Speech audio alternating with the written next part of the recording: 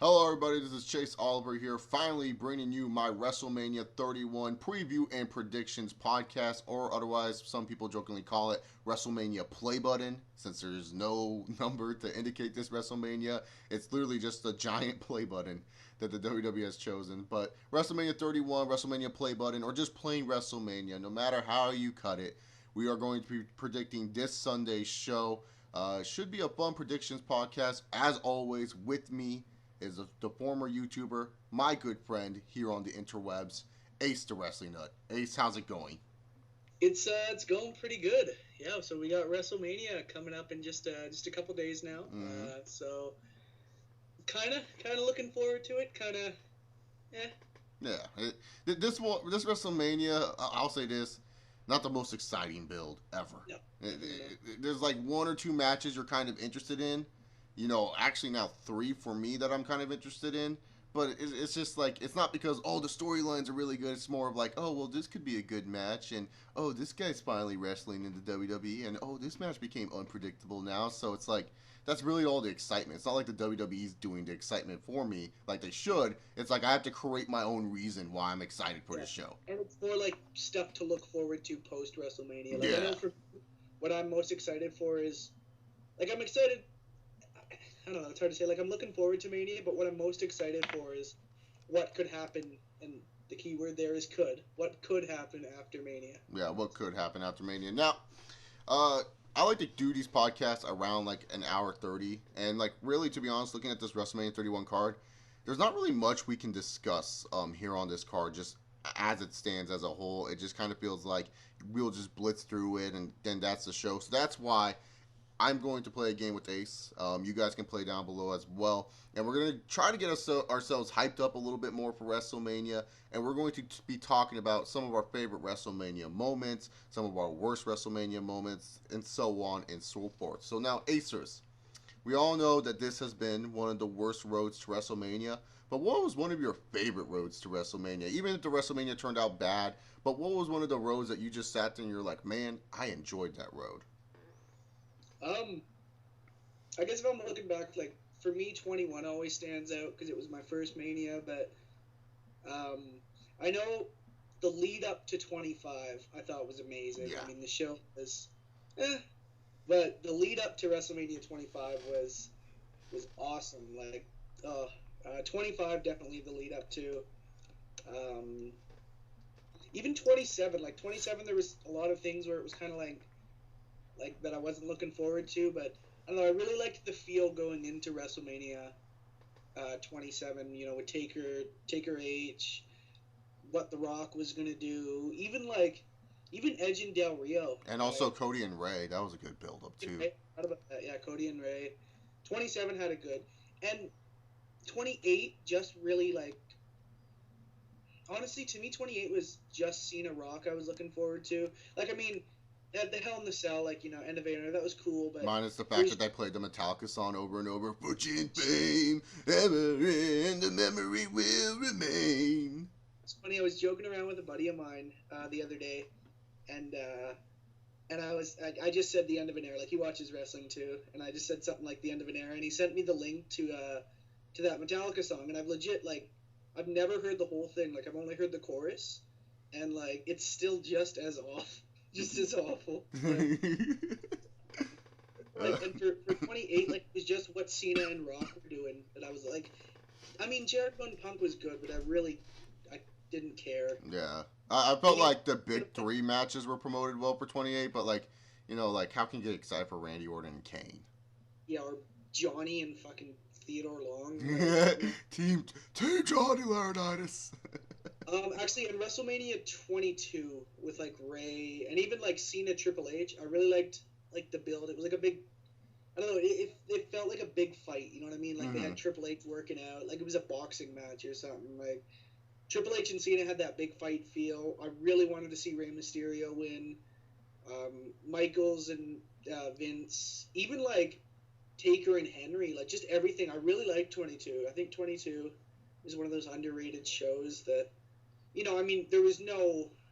I'm trying to think. There was no real match that you could say like, oh, that was a 5-star classic. But 22 just had such a fun I don't feel know. to it. You could kind of argue that Michaels and McMahon was pretty damn good, and then like Edge and Foley, people talk about still. Actually, people do still talk about Edge and Foley to this day. So, no, I mean, I'm not saying they're 5-star matches, but they're still really good matches on that show. I think 22 is not missing it. Watch. Yeah. I mean, like for every time you go back and watch Cena and Punk, right?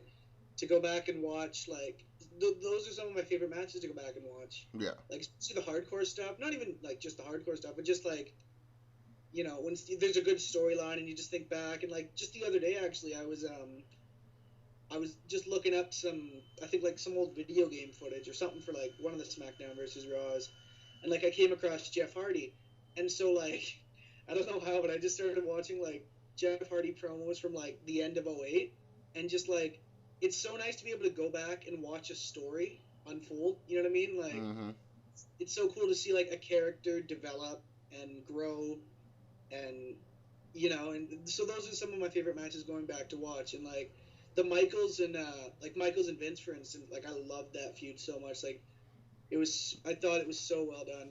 Yeah, Vince going to church and creating his own religion was pretty hilarious. That was just like, and it's stuff that they couldn't get away with like nowadays.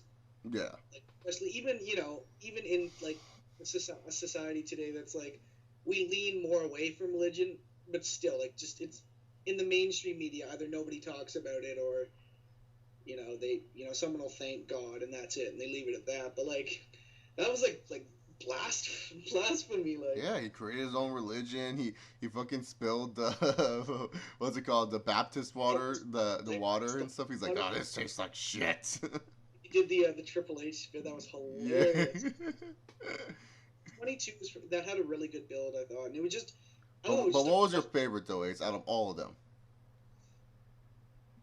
I don't know, probably 21 because I wanted 21. Cena and Batista to win so bad. Like it was ridiculous. I wanted them to, and I hated JBL and Triple H. Like when I was a kid, I hated those two, and I wanted Cena and Batista to win so bad. And like when they finally did, it was just so satisfying.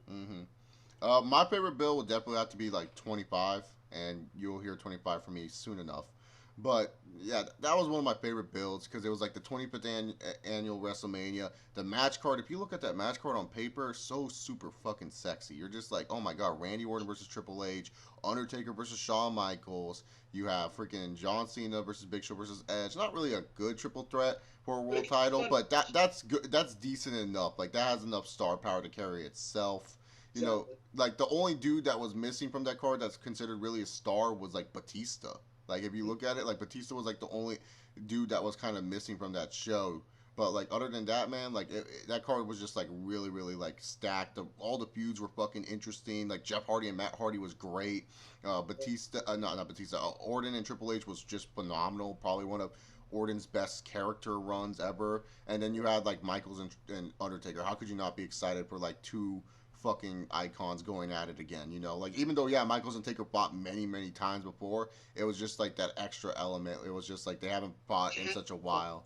Years. Like what was the last match they had? Like in 98. 98 exactly. So that's like 10 years old. And then if they did ever wrestle each other, it was like in tag matches or something, so they didn't really get to go full out. Well, the Rumble Undertaker one. Yeah, some Royal Rumbles, yeah. But yeah, so like that's probably my favorite road. Acers, what was your least favorite road to WrestleMania? 31. The 31? You can say 31. This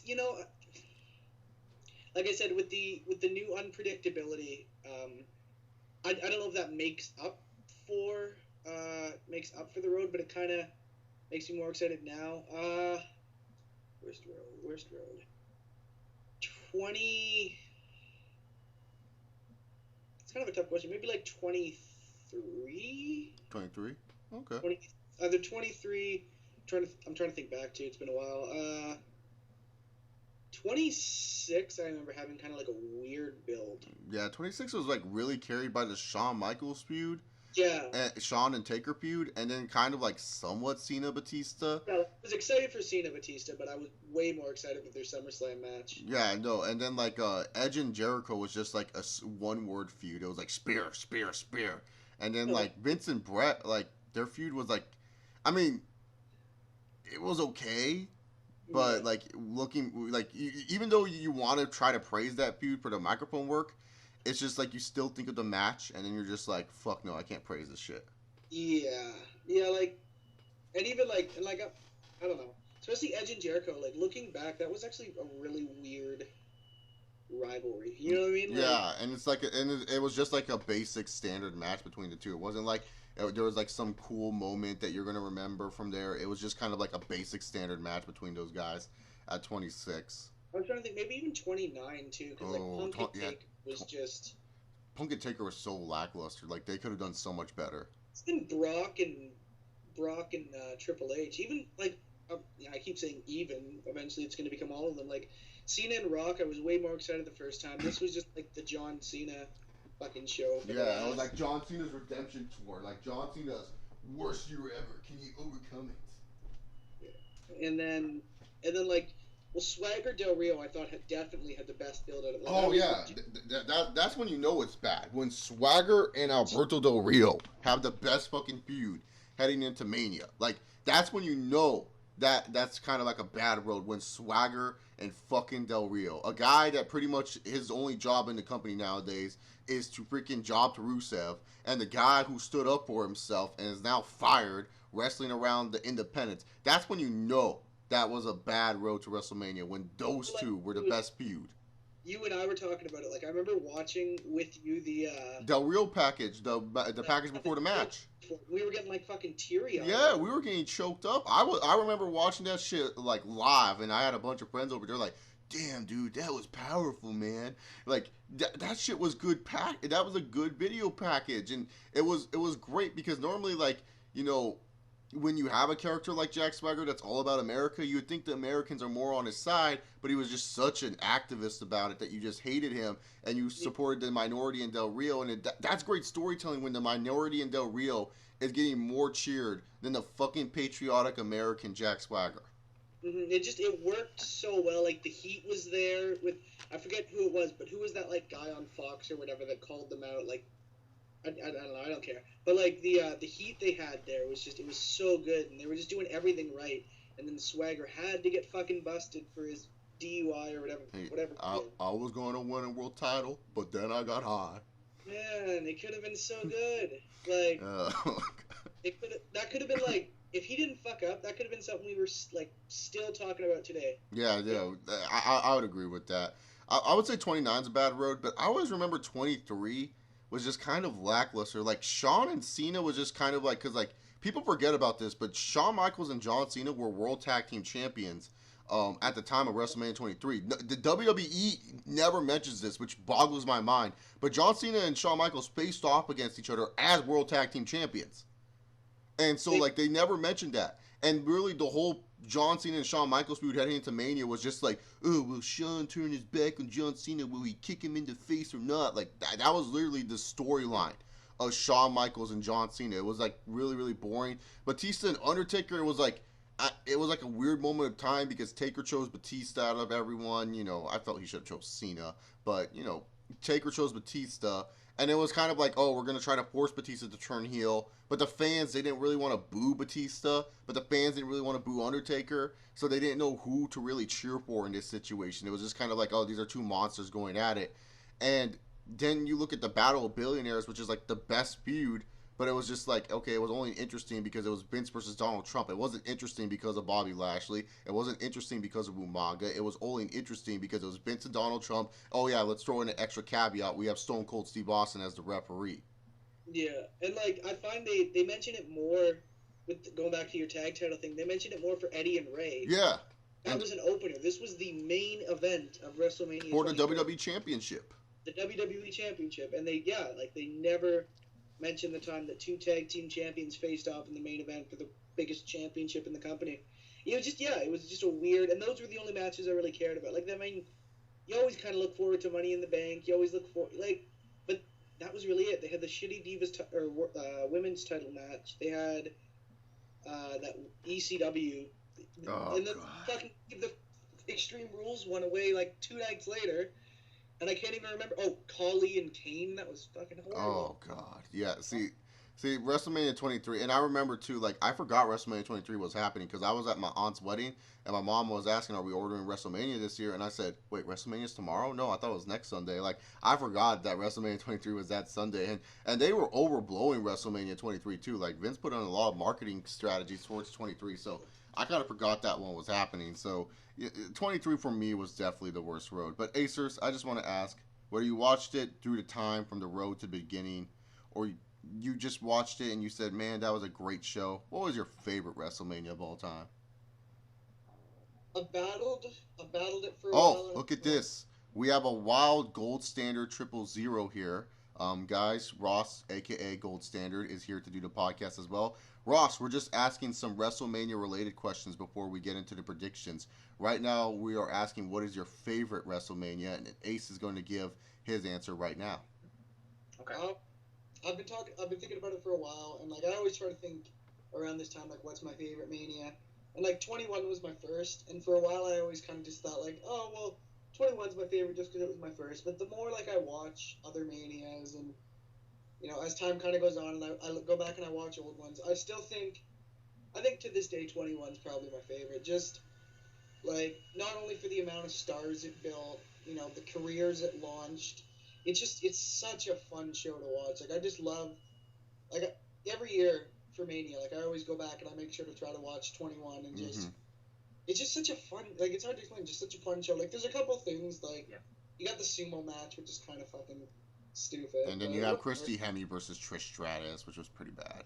But other than that, like I mean, Cena JBL wasn't great by any stretch of the imagination, but I was so into that feud that I didn't even care. Like I could still watch that and be like, yeah, I fucking love this feud. And come on, Cena win. And Batista Triple H wasn't great, but I think people shit on that a little too much.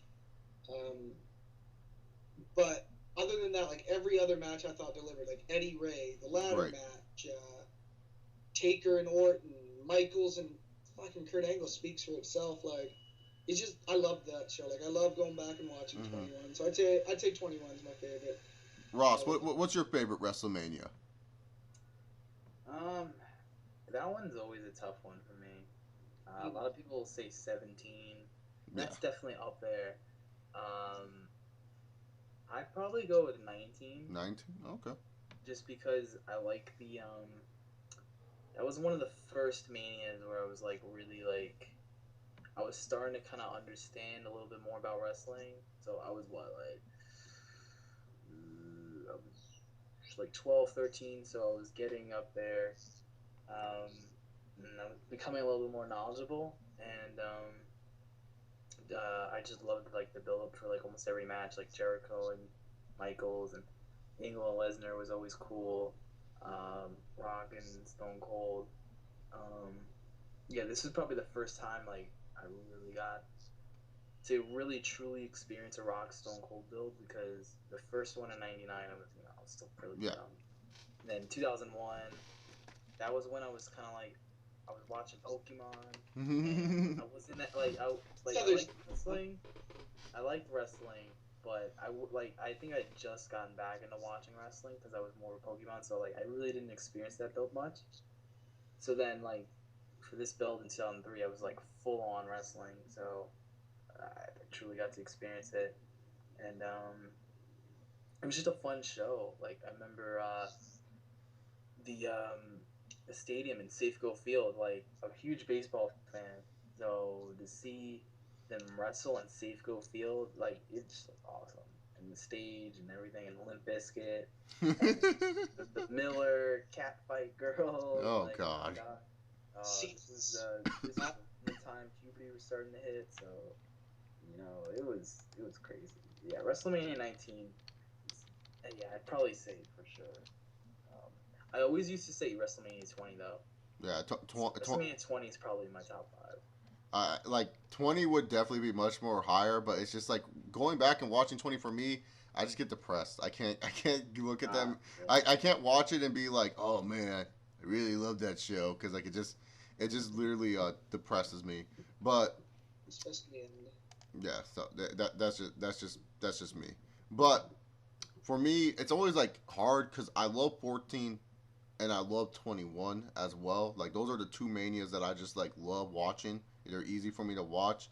I mean, 14 to me would have been a perfect show if they would have said Triple H versus The Rock. Like that would have just sold 14 for me. You had Triple H versus The Rock for the IC belt. You like if they put that on there, my God, 14 would be like, I don't know how you would top 14. That's just my personal opinion.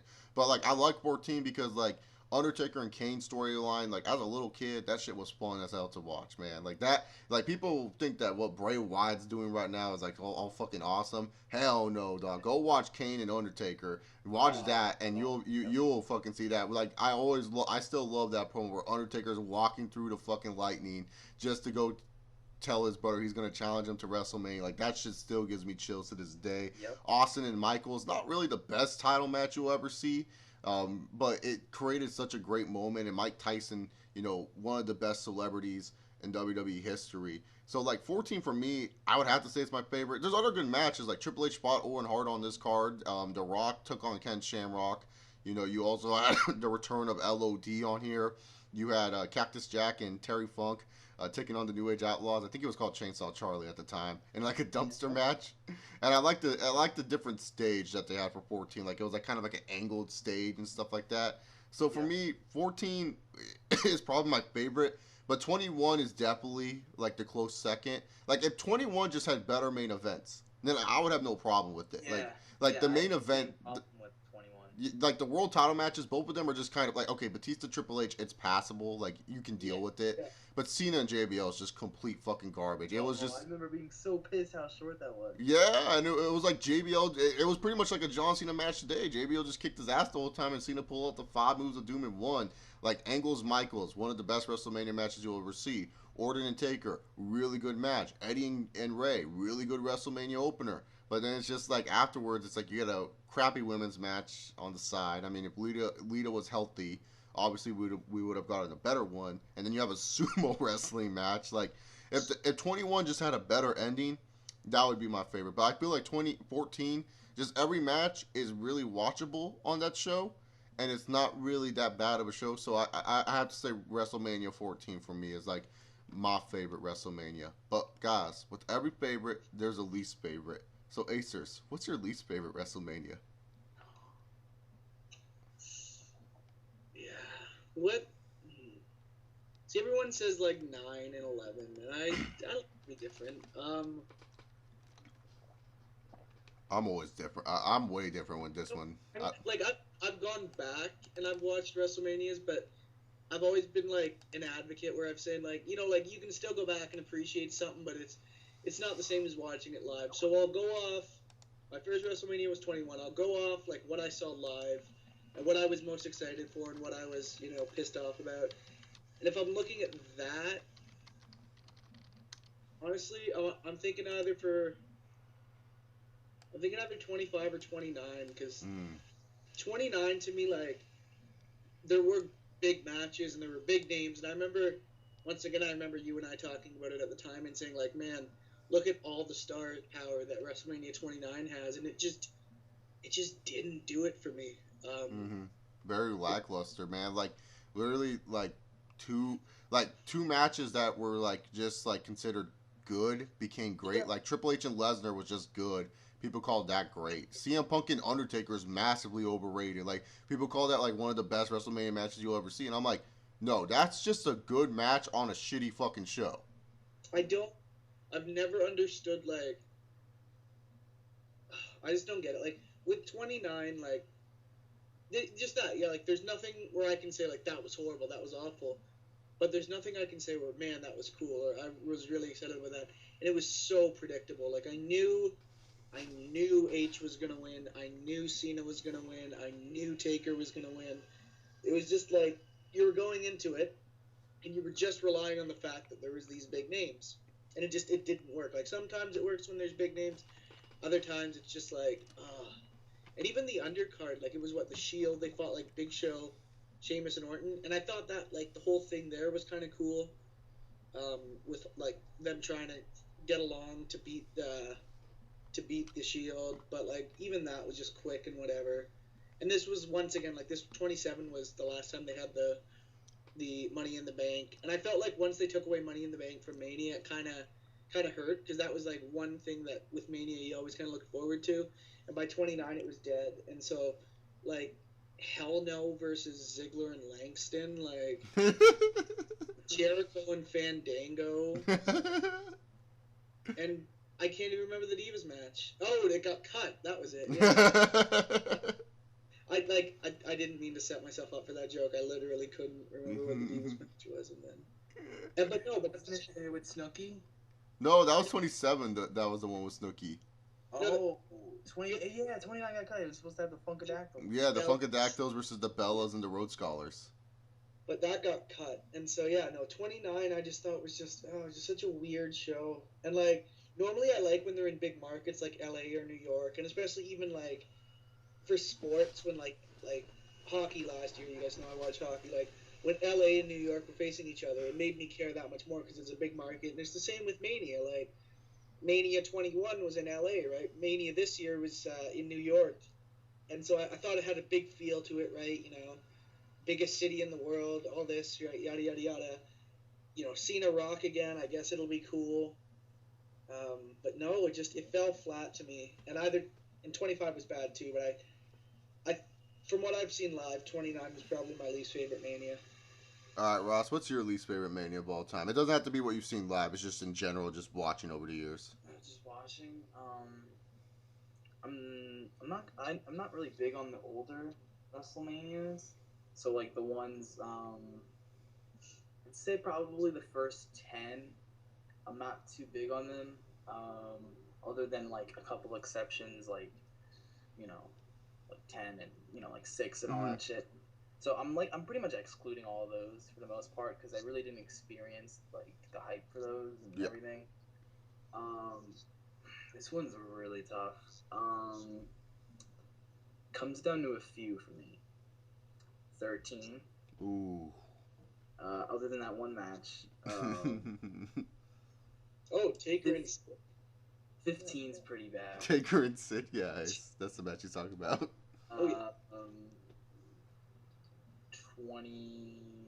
25 pretty bad. Yeah. It's really tough. 27 I'm disqualifying because I was there, so it's always going to be a special WrestleMania to me. 29 I think it's good enough, so I'm going to go back and I'm going to go ahead and say the worst WrestleMania is WrestleMania 15. Yeah. Oh my god, WrestleMania 15 was so bad. I remember Boys to Men. Yeah, Boys to Men, man. Yep. Oh god. So bad. The opening match was like a hardcore triple threat or some shit. That was. Or was it a tag match? Wait, wasn't it that like big clusterfucky battle? No, the Battle Royal was 14, right? Yeah, that was the tag Battle Royal. I think it was that triple threat or whatever. No, I think it was a triple threat match. For the hardcore title, it had like Billy Gunn, Hardcore Holly, and is it Ken Shamrock? No, Al Snow. Oh, Al Snow. Of course, Al Snow was in like every hardcore title match. The Brawl for All. The Brawl. That was awful. Butterbean. Okay, I got it now. Okay. Yeah, you got that right. Then there was Owen Hart and Jeff Jarrett with Deborah against D'Lo Brown and Test. That was like awful. Mankind against Paul Wright ends in DQ, and the winner of this match became the special guest referee of the main event. And they didn't even fucking referee. Then there was a 4 corners elimination match for the Intercontinental title. Road Dogg, Ken Shamrock, Goldust with Blue Meanie and Ryan Shamrock and Val Venus. Kane against Triple H, which wasn't a bad match, by the way. I like it. It's good enough, but it ends in DQ. I forget what year, but I remember they did like a WrestleMania rewind. I think it was before 06, so like before WrestleMania 22, and like they were doing a WrestleMania rewind, and Cena fought Big Show, and like I remember Kane and Triple H fought, and that's what made me like go back and watch that match. And I wasn't huge like on it. I thought it was pretty bad. And Sable against fucking Tori in her fucking Giant Gonzalez fucking gear, whatever the fuck that was, for the women's title. Shane McMahon and X-Pac. This is probably the second best match on the show. Yeah, and that's a sad thing to say when Shane McMahon and X-Pac have the second best match on the show. Yeah, for the European title. And then Undertaker and Bossman, that shit was terrible, like on so many levels. Hell in a Cell match. And then the crowning jewel of this show was the match that I was so hyped for because the '99 Royal Rumble is probably like in my top 5 favorite Royal Rumbles. Oh yeah, Vince like, and his shenanigans was great. Yeah, like Austin coming back in the ambulance, yeah. My favorite like Royal Rumble moments of all time, and the look on Vince's face at commentary. But like this main event, Stone Cold and The Rock, that was it, and that was a great match. Then the match that they had at Backlash next month was even better. Oh, that was great. But other than like literally 2 matches, this show is awful. Yeah. Awful.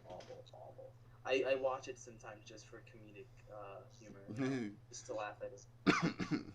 My least favorite, everyone knows. I think Ross and Ace can name it. I say it every year. I don't hold any grudges against it. I don't change my mind on it. It's been my least favorite. It's one that I saw live that I was pissed, not like live, but one that I witnessed like through the whole road live. It's actually my favorite build-up of all WrestleManias. That's why it's my least favorite, because it disappointed me the most.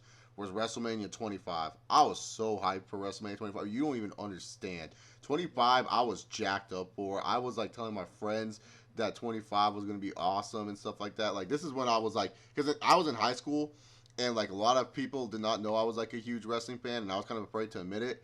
And then in football, some friends came over to my house and they saw my DVD collections and shit. And so then I just kind of owned up to it. And so I told them, like, yeah, I'm going to watch WrestleMania 25 this weekend. It's going to be fucking sick and shit like that. So I was really, really excited for, this show overall. I was just so pumped. And besides Shawn Michaels and Undertaker, there is nothing on this fucking card that's worth watching ever fucking again. I'm dead fucking serious. That Money in the Bank ladder match, full of botches and shit. We got Chris Jericho beating up 2 fat-ass fucking legends, and then Ricky Steamboat stealing the fucking show. Like, that's the sad part. When Ricky Steamboat looks like he is one of the best wrestlers on the fucking roster. We had a Kid Rock concert that was just terrible, with all these divas that were supposed to be returning, and guess what? You know who won? Santina. Yeah, not even a fucking diva. Santina won the damn Royal Rumble, or not Royal Rumble.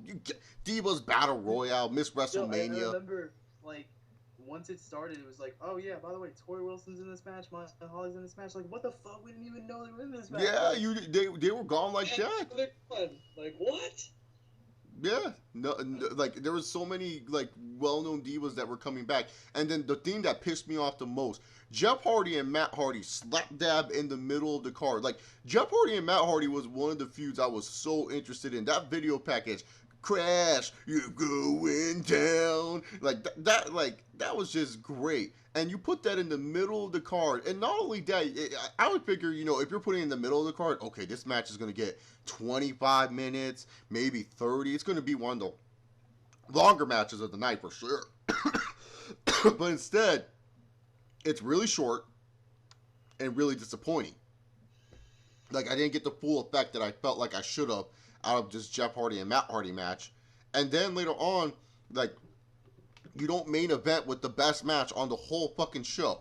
You put Shawn Michaels and Undertaker in like the middle of the fucking show. Are you kidding me? Like, I'm sorry. You cannot fucking end the show with John Cena, Edge, and Big Show. Like, John Cena, Edge, and Big Show should have mid-carded. Like, they should have done the IC title match, John Cena, Edge, and Big Show. Then afterwards, you have Hardy versus Hardy, Triple H versus Randy Orton, and then fucking, and then Undertaker, Shawn Michaels. That should have main evented, but no, it didn't main event. It's one of the best WrestleMania matches you will ever fucking see. One of the best pure WrestleMania matches. Like, when you watch Shawn Michaels and Undertaker, it's one of those few matches where you take off your smart mark cap or whatever you want to call it, your fucking thinking cap, and you just sit down and you fucking watch it and you enjoy the shit out of it. You're just like, man, dude, this is why I'm a wrestling fan. It is just so fucking great. First match where the tombstone happened and you thought it was over and it wasn't. Like, this is one of the first times they actually did that and you were surprised. Yeah, and Taker's face too, where he's like, the fuck? Like, the fuck face when Shawn kicked out. That shit was amazing. Like, oh. makes too when he's like Triple H's or not Triple H. I always remember he says Undertaker's eyes tell a better story than we ever could, and I still think of that line sometimes, and I'm just then like, the line that Jim Ross gives, was it during that tombstone? He said, "I just had an outer body experience." Yeah. He said that during the tombstone. What a funny experience! Like, holy shit. Yeah, I know. Like, that match just gives me chills talking about it right now. And then it's like afterwards you follow it with some crap that I can't even remember. And then you have that stupid triple threat where no one remembers the big spot. Like, WWE has to shove it down our throats. Oh, did you see Cena pick up Big Show? Fuck off. Big Show and Edge at the same time. Who gives a flying rat's ass? It's not like he hit a FU on both of them simultaneously. I mean, that would have just killed Edge if that would have happened.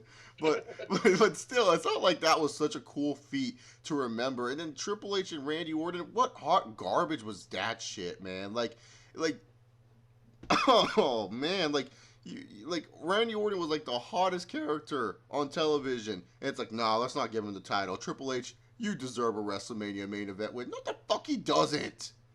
Fuck you. I'm sorry, and that's one of the worst WWE. Next month in a fucking 6-man tag team match with Vince McMahon And Shane.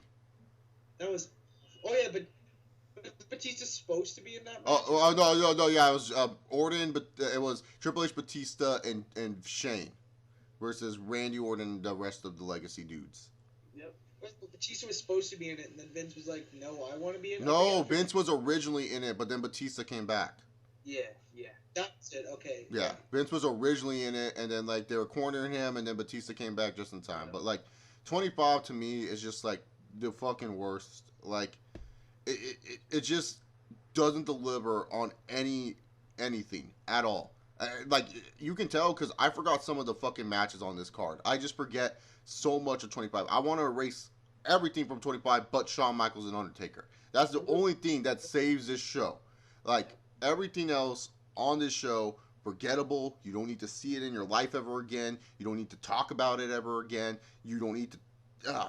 It's just worse. And you even forgot to talk about the build-up for the triple threat match. Okay, let's remember this. Okay, there was a love triangle over Vicky Guerrero. And you saw Ross, I forgot about this shit. Stop. You saw video footage that shows slapping Vicky Guerrero's ass. Like, it was the worst shit ever. Oh God. To this day, I'm still sour that JBL's last match was 25 seconds against Rey Mysterio. It was 21 seconds actually. 21 seconds. My bad. Yeah, and then like Ray was wearing that horrible Joker getup. Like, oh my God. Oh yeah. That was just terrible. WrestleMania 25 is definitely in my bottom 5. Yeah. The reason it's not my worst is because this was probably like the last wrestling show that I saw with my high school friends. So. Oh, okay. Yeah, I can understand that. It's like for me, it's just like I was so hyped for it and just disappointed for me. So that's why it's like my least favorite. And I'll stand by it. Like 25, like if you ever want to watch 25 with me live, just know I'm not going to say good things about it. And then I'm just going to be quiet the whole time Taker and Michaels is on because I can watch that match on repeat and it doesn't fucking matter. But speaking of WrestleMania matches, guys, what's your favorite WrestleMania match of all time? Acers, do you have one? I do. Yes. Just name it. You don't need to name a bunch of matches. We get it. You love WrestleMania Acers, but you can just name one here. That's good. To save time and save all the people's attention span, I'm just gonna say Kurt and Sean from WrestleMania 21. Like I said, it was my favorite Mania, and just watching that match, like I love watching that match. Sean was just so good, and like. Just everything worked, like everything clicked, and even the baby face tapped out clean, and it was awesome. Like I love that match. Ross, what's yours?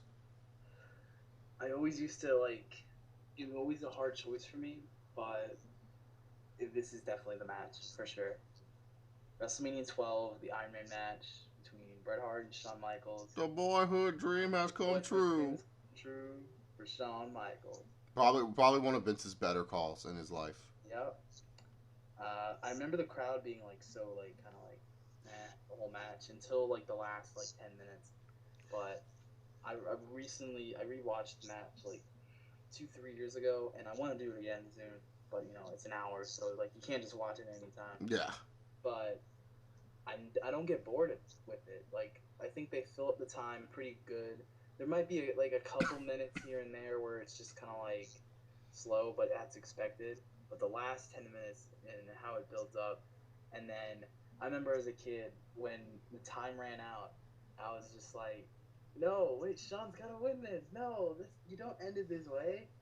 And then when I think it was Gorilla Monsoon tells Howard Finkel, "Oh, you gotta make this announcement." Then Howard Finkel's like, "This match must continue," and Bret Hart's like, "What the fuck?" He gets back in the ring, and the sweet chin music like still gives me goosebumps when Shawn Michaels finally hits it and wins the match, and that's just a great match. Like nothing will beat that one. Yeah, for me, my favorite match of all time, WrestleMania 18, Hulk Hogan versus The Rock.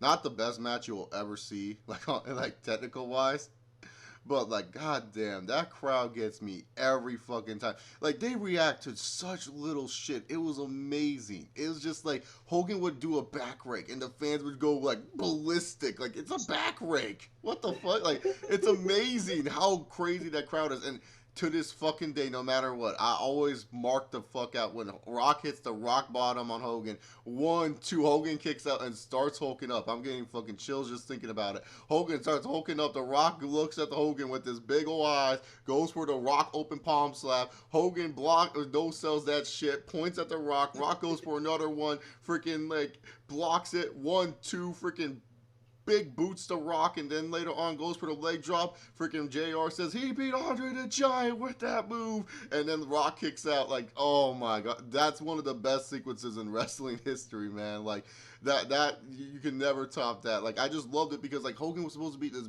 big fucking heel, the Rock was supposed to be the baby face, and the fans are just booing the shit out of the Rock, and then fucking cheering Hulk Hogan like it was nothing. I loved it. One of the best matches I've seen. Like it's not the best technical match, but I'm one of the more of those guys where if the crowd is really hot for it, then it must be fucking good. And the crowd, like to me, nothing will ever beat that crowd. Nothing will ever beat WrestleMania 18's crowd. Sometimes I go back to watch the match, and I don't watch the match itself. I just watch what the crowd is doing or the people's expressions in the faces. Yep.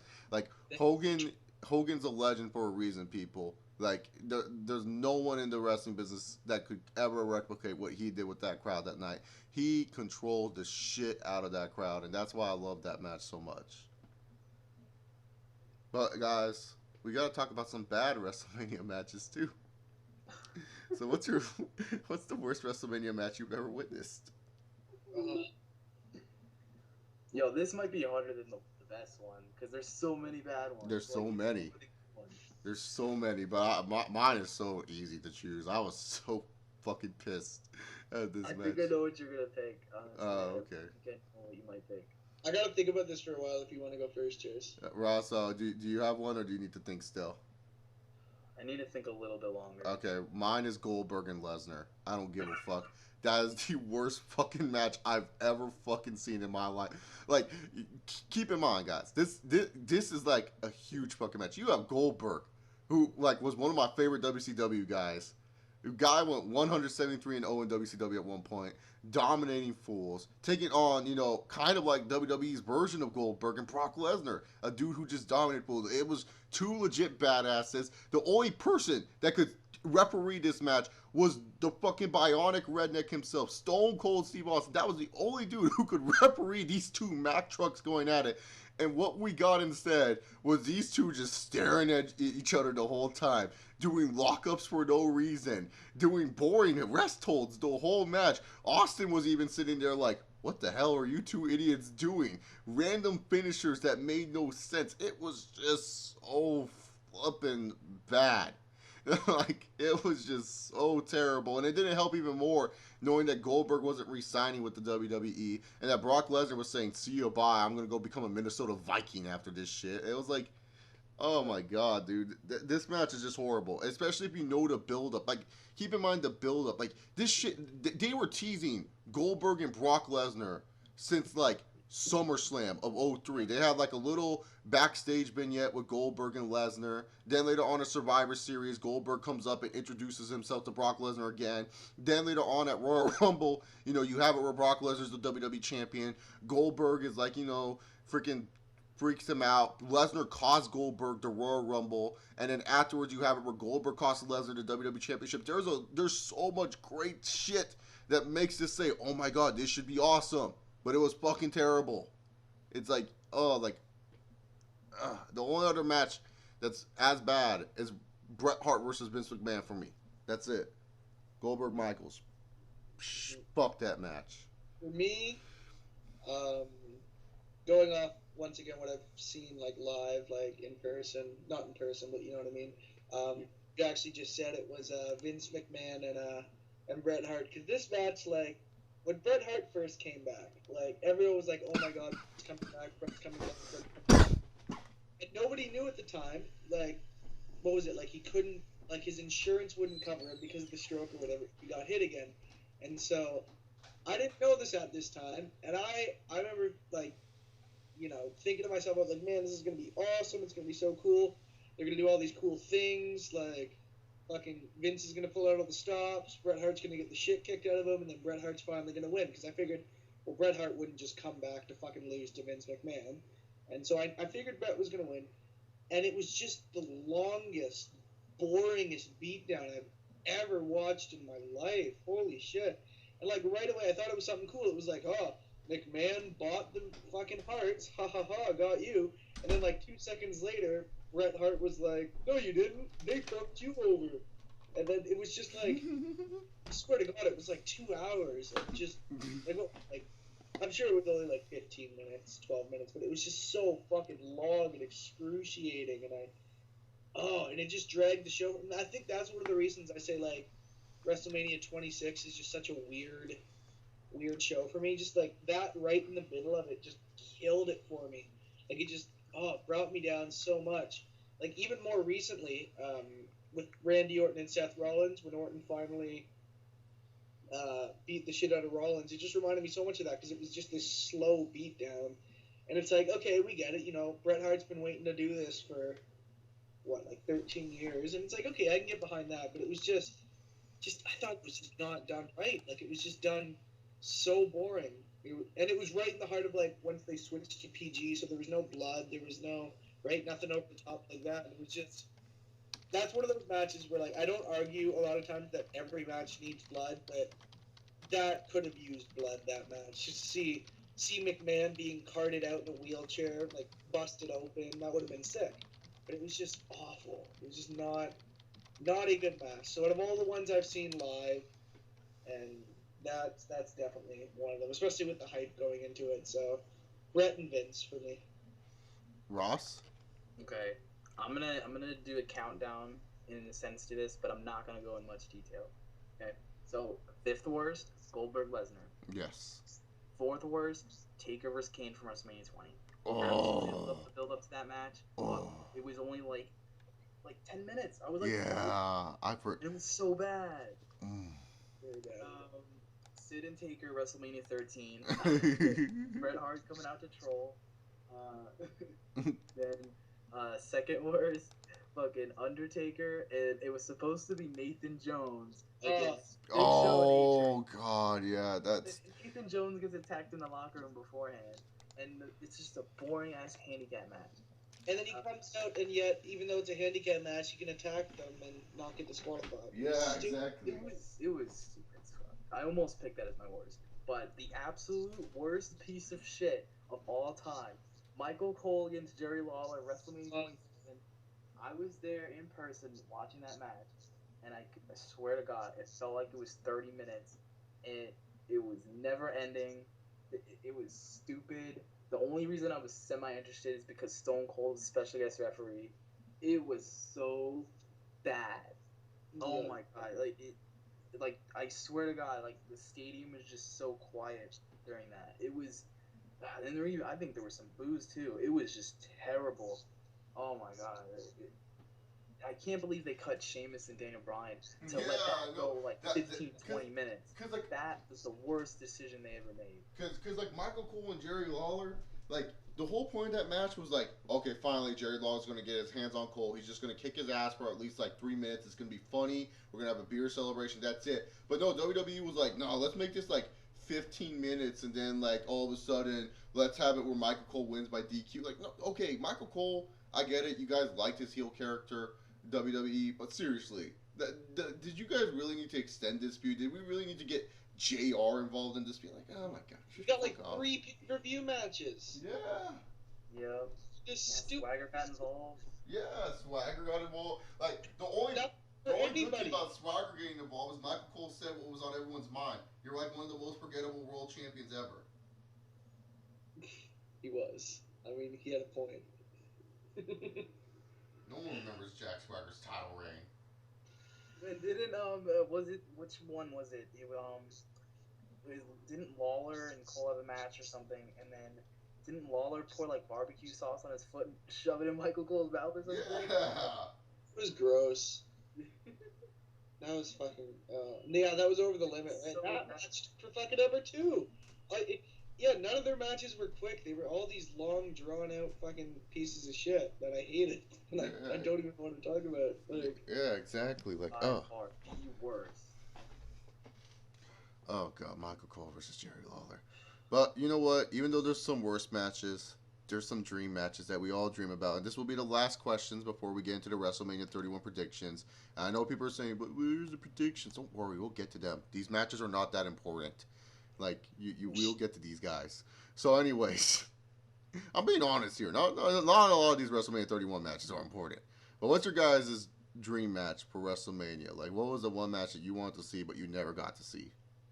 for me, was it a match that never happened? It never happened at a Mania. Like, so for example, like this could be your dream match, Hogan and Flair, but it never happened at a Mania. It happened in WCW, but it never happened at WrestleMania. No, but like, what if like, are you saying like just in general or like? Just in general, like it's supposed to happen, but it didn't. It could be a match that's supposed to happen, but it didn't. It could have been a match that you saw on Monday Night Raw that you thought could have been a dream match for WrestleMania or something. Like, it's just a match that should have happened at WrestleMania, but it didn't happen at WrestleMania. For me, before the streak ended, Cena and Taker. That's mine. Cena Taker's mine. That has to be for me. I don't know why they never ever did that match. And like, I know we were saying earlier too, with like Batista and Undertaker, it would have been hard for them to choose who to cheer for. They would have booed the shit out of Cena, and it would have been fucking. Maybe that's probably why they didn't do it. But like, and I remember I used to talk to friends about it, and I was saying like, before the streak ended, obviously Cena was the one guy where you could actually believe the streak was gonna end. Oh like, yeah. Like, Cena's gonna end the streak. Like, I'm fucking scared. Like, I don't care. Like, I never thought Punk was gonna end it. The second time, I didn't think Triple H was gonna end it. The first time, when he hit that tombstone, I did. I was like, shit, streak's over, streak's over. But, like, all the guys he ever faced, like Edge, I thought maybe Edge could win, but I figured Taker was gonna win. I knew Henry wasn't gonna beat him. But there were so many times where I was like, man, Taker's just gonna win. Taker's gonna win, whatever.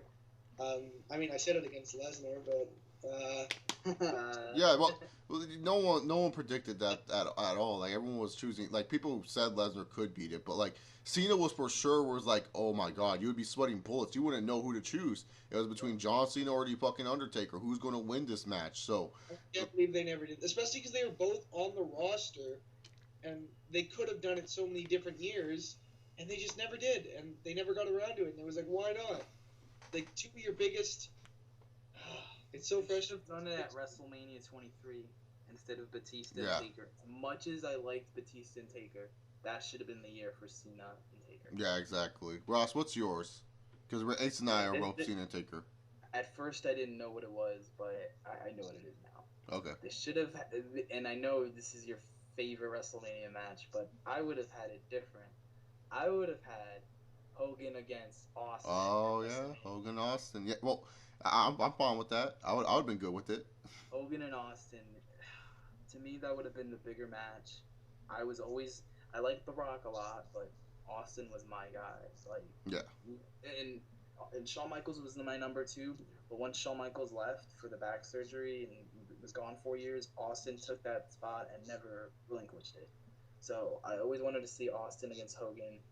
And they could have done it in like 2005 too, or like 2004. Hulk came out and he was like, "You guys have never seen our match before," and then he's like, "JK, you're never going to see." Yeah, exactly, dude. Like, the closest we're ever gonna get to Hogan and Austin being in the WrestleMania ring was WrestleMania 30 last year. Yeah. So excited! I was like, "Oh my god, they're gonna have 65-year-old Hogan fight." I would have been so excited. Oh god. Yeah, but Hogan Austin, that's the one match that should have happened, but never did. It was just like, to me, I wanted to say that match, but the more I think about it, the match that I would have been really excited for is definitely Cena Taker, just because it's like, it's John fucking Cena facing The Undertaker. It's like, really, the immovable force versus the irresistible object. Like you can't tell me that Taker could have beaten Cena. Like, it would just be like, oh my god, who would win this fucking match? It would have drawn a lot of money, and especially in the era of wrestling where you need like that big time WrestleMania feeling match, that would have been it. That would have been a match we would talk about for years. Like, say what you want about Cena's work rate, but fucking A, like, he can get the crowd going, especially booing him. Like, I don't care what anyone says. People will boo John Cena out of the building. That would be a match people would be emotionally invested throughout the whole time, just because it's like they want to boo Cena. Anytime Cena has like him in the AA position, the fans are just gonna boo him like crazy. So, yeah, that was the match I was looking forward to the most. So there you have it, guys. We talked about some past WrestleMania experiences. I hope this got you guys excited for WrestleMania 31 a little bit more. Maybe we did a good job with it. Just answer the questions down below. The questions were, what was your favorite road to WrestleMania, your least favorite road, your favorite WrestleMania match, your least favorite WrestleMania match, your favorite WrestleMania, your least favorite WrestleMania, and your WrestleMania dream match that never, ever happened. Okay, guys. Now it's time to talk about WrestleMania 31. All right, so WWE decides it's a great idea for us to watch 6 hours of wrestling. Fuck that nonsense. I'm not watching the 2-hour pre-show, not all of it at least. I don't like watching the pre-shows because they show the video packages in advance, and that kind of ruins it. That ruins it for me. It really does. Because like the video packages, that's something to get you excited for with the matches, where you're just like even if you're not interested in the match, it's like, you know what? That video package before the match, maybe it can help me out. Like, it's done it so many times for me, and it's just like, on the pre-show they show these video packages, and it's just like, oh, I'm not excited for it anymore. Yeah, like, I've seen it like 3-4 times now. Yeah, exactly. So I'm gonna try to not watch the pre-show at all, really. And it's like a prime example of it actually helping. WrestleMania 27, that You Can Hate Me Now video package for the Miz. Oh. Never saw that in my entire life before that. Once that comes on, and after it, I'm like, holy crap, I'm actually kind of interested in Miz versus Cena now. They got me into it. I remember my friends that were over were like, wait, Chase, The Rock's not in this match? They thought it was a triple threat for the title. It was hilarious. But yeah, like, that's why I tried to skip the pre-show. But they do have a match on here that we should talk about. So if you saw WrestleMania 30's pre-show, kind of the same match. Tyson against Cesaro, taking on New Day, taking on Los Matadores, taking on the Usos for the tag belts. Kid and Cesaro are going to retain. Who cares? Yeah, Usos. I would have said Usos, but one of them has an injury, so I don't think they're getting the belts. Ace? Yeah. No, I'm gonna just say Tyson Kidd and Cesaro. I don't see New Day winning it yet, and I don't see the other team. Oh, Matadores. Yeah, I don't see them winning it either. I'm surprised. Matadores are gonna get pinned in this match. Yeah. I'm really surprised they didn't put obviously the Ascension was a fail when they brought them in right away. Like, it didn't work. But like, I still thought, with the tag team titles, especially for a fatal 4-way tag team match, who cares? Why not just put them in here? You know what I mean? Mm-hmm. I thought, like, at first, when they first brought them up to the main roster, I was like, okay, well, maybe they could win the titles at Mania. And now with Tyson Kidd and Cesaro, it's they're going with them for a bit. And I remember, like, I was kind of critical about them at first, and I was like, oh, I don't know, I'm not really feeling it. But like, I'm still not really feeling it with them yet. I mean, maybe it'll work for me. And like, I'm sorry, just because two guys are good in the ring or whatever, I'm not gonna. Connor and Victor are not good in the ring. No, clearly not. But with Tyson and Cesaro, like, I'm not. I don't know. As a tag team, like, I like both guys singly, but I'm just not behind them together. Like, it's not for me right now. Yeah, like, Tyson Kidd's one of my favorite vanilla midgets, and Cesaro's one of my favorites in general. It's like, I can't get behind them as a team. Like, I like them individually, but as a team, they're not really doing it for me.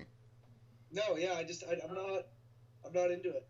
As a team, I'm not gonna say they're like amazing. Like, I think they're pretty solid. They definitely need to work on things. They kind of remind me of like the Hart Dynasty. Like, I wasn't huge on the Hart Dynasty, but like, they're pretty solid. Mm-hmm. Like, that's what I describe them as. They kind Wait, of which Hart Dynasty are we talking about? Bret and Neidhart or fucking D.H. Smith? Our dynasty. Because there's two of them. D.H. Smith and Tyson. Okay. I was confused. I was like, wait, you didn't like Bret and Neidhart? Remember the like weird haircut Tyson Kidd had? That was awful. Yeah, where he had the like his whole head was shaved except for like the little front. Is that the worst haircut I've ever seen? What was he thinking? Like, oh god, Tyson Kidd's hair. So yeah, there you have it, guys. That's the pre-show match. Enjoy that if you're gonna watch it. Up next, we have the Andre the Giant Battle Royale. I don't care who really wins this. I'll just say Ryback because he's one of my favorites. I feel like he deserves a push. He's the big guy, and I feel like him winning it would do well. So Ryback or The Miz, those are the only two I would want to see win it. Really, to be honest. Ross, who do you have?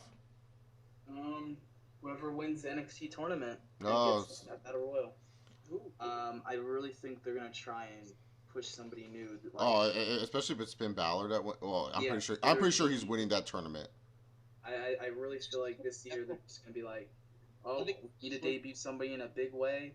Let's have his first time on the main roster. He wins a Battle Royal, and I think they're probably gonna pick Finn Balor. It's Balor, right? Not Balor. Balor, Baylor, however the fuck you want to pronounce it. But I think they're gonna pick him. I think they're gonna save Neville for another time. But it's either Neville or Baylor. Yeah. Balor. Do you think if Balor gets chosen, do you think he's gonna have a cool entrance at Mania? Yes. Oh, okay. I hope he does. I hope I hope he's like the last person who enters, and everyone's like, "Who is this?" And everyone's like, "Oh my god, this guy is an awesome entrance. I want him to win." All right, Acers, who do you want to win this Battle Royale? After watching, I don't know if you guys saw that like 5-minute Ryback video where he like, I don't know, like I remember, like I mean Ryback's this huge fucking jacked guy who's like ridiculously strong, but like I don't know, like every promo when he's like getting all emotional, it makes me sad, and I just get behind him so much, and I'm like, hey there, big guy, it's okay. Like, so he had this 5-minute video where he's like, I need this. So I feel like Ryback's been one of my favorites to win it for a while. Miz just, I could see Miz winning it just because it's the Miz, right? Maybe Sandow. I don't think Sandow's going to, or Mizdow. I don't think he's going to win it, but he could, Mizdow was my pick before they announced the NXT. And I still think they're going to do the switch. They're going to do the turn at Mania with Sandow turn on him. Like, the more I thought about it, a lot of people were mad about, like, Miz and Mizdow not having a match at Mania, but the way you did it now, you can do the switch at Mania, and then you've got, like, a couple months of programming that you can do with Miz and Mizdow, so... Yeah, you could do that. I just feel like the only reason they're in the Battle Royal is because they didn't have a good enough storyline going into the Battle Royal, and they're like, oh, people care about this? We'll put them in the Battle Royal so people care about the Battle Royal. Yeah, that's true. So that kind of sucks. And then for my dark horse, I still think Curtis Axel could sneak a victory. I don't know. I think an outside chance that he could win. Mm-hmm. Like I'm not gonna say he's gonna win. I think my official prediction is Ryback, but I think he's got a chance. I don't know. I could see them giving it to the NXT, whoever wins the NXT, but I don't see it. I think Ryback. I'm gonna say Ryback for my official pick, but that's not a bad choice. Yeah, but Ryback's my. I like Ross's choice too of the NXT guy because they could definitely, especially old WWE, they would have done that in a heartbeat. Especially with a guy like Finn Balor with the entrance that he has. Like if you say that dude for last, like I'm just saying, man, Finn Balor, if he enters the way that he did, like on those NXT shows, holy fucking shit, that would be amazing. Up next, AJ Lee and Paige take on the Bella Twins. Piss break, yeah. Piss break / who cares? Time to jack off break. Yeah, I guess. They're really watching this match for their in-ring ability. Okay. The Bella Twins. I'm choosing them mainly because like I have a lot of faces kind of. Well, not a lot of heels win on Mania in the first place, and also like kind of I just don't see AJ Lee and Paige winning this match. I feel like Nikki and Brie are still going to win, so I'll go with the Bellas. Yeah, I got the Bellas too. I don't really want to talk about it. I got the Bellas. Yeah. I'm actually picking AJ Lee and Paige. The way it's been unfolded on TV, and especially what they did on Raw, where they had Paige and AJ kind of tease dissension. To me, that's like a total giveaway that the faces are winning. Because I remember leading into WrestleMania 20, like as a prime example, the triple threat. Shawn and Benoit were... Okay, Ross, do you understand what the fuck you're saying right now? You're trying to compare this Divas match to one of the best main events. No, stop. Stop it. Stop it, Ross. But yeah, okay, I'm just going to stop there. The faces are winning. Okay, good. Trying to compare this fucking shit to a great triple threat. It's like, well, if you remember what we did with Shawn and Benoit, why don't we do the same with the fellas? They've been planning it. It's been in their fucking notepad for the past decade. Yeah, they got this. They saw the Bella Twins play soccer in high school back then, and they're like, these guys are going to be WWE Divas. Oh, God. All right, so we're going to get into some title matches and big matches now, people. So this is where, like, the discussion may be a little bit more in-depth for all of you guys that are upset that we're not going through all these great, compelling matches in depth. The IC title ladder match. We have Bad News Barrett, R-Truth, Dean Ambrose, Luke Harper, Dolph Ziggler, Stardust, and Daniel Bryan. Ross, I just want to ask, since you are the biggest Sheamus fan, will Sheamus be returning and winning this match, or will he be returning in the Andre the Giant Memorial Battle Royal? Where is your boy Sheamus going to be returning, Ross? My boy Sheamus, fella, is going to be returning in this ladder match. Oh. And he's gonna play buddy with everyone, especially Daniel Bryan. He's just gonna have that happy smile on his face. And then Bryan's gonna be climbing that ladder. Everyone's gonna be going, yes. He's gonna be almost there, fingertips away. And then Sheamus is gonna yank him down from his foot and bro kick him in the face. Yeah. In the face. Yeah, I can see that happening. What about you, What about you, Acers? Do you think Sheamus is returning? I can see it. I think pretty much what Ross said. If he does return, that's probably the best thing they could do with him, because Sheamus as a face was just so stale. My only hope is that he cleans up his beard if he returns. Yeah. That was getting, I'm sorry, like that was getting filthy. Like, take care of yourself. You got an image to maintain. Like, Yeah. You look awful. Yeah, I think Sheamus is also returning in this match as well. When it comes to the participants in this match, we can already write off Stardust. He ain't winning this shit. Like, I don't even know why he's even in this match. This is a waste of time to put him in here. Yeah, I bet Goldust comes, from wherever he's been, and he'll be like, oh yeah, I remember, I wanted Cody back. I'll attack you. Yeah, exactly. Luke Harper you can get rid of. He's just kind of there to, like, be the big dude to catch all the smaller dudes for their spots. Yep. Or he throws, like, one of the little guys through a ladder. Yeah, exactly. Like, that's all he's there for, is to do power moves. R-Truth is going through a ladder. R-Truth, you can kind of get rid of in this match. Like, you can kind of not count him out.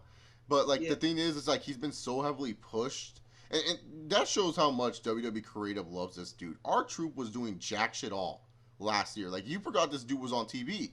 And then all of a sudden, he's, like, being featured in an IC title match at Mania. That's how you know Creative loves this guy. Because, like, you look at dudes in the Andre the Giant Battle Royale, and it's like, those guys, Miz and Mizdow, you could argue should be in this ladder match, but R-Truth is in this match. He should be in the Battle Royal, not in this match. Mm-hmm. Yeah, and you would think Kane's, like, always in ladder matches. Yeah. Into this match. And not even Big Show. Big Show's dumbass couldn't even get his way into the match. Oh my god, that's so weird. So I can see R-Truth getting a random win, but I still think he's... I don't want to write him off, but I don't want to make him a favorite either. And also, let's be real here. Write off Ziggler. I'm sorry. Yeah, Ziggler's not going to do it. Ziggler's just there to do, like, a zigzag off the ladder. Or like Ross said, because if you guys don't know, this is our second take doing it due to my audio problems that we were having with the first one.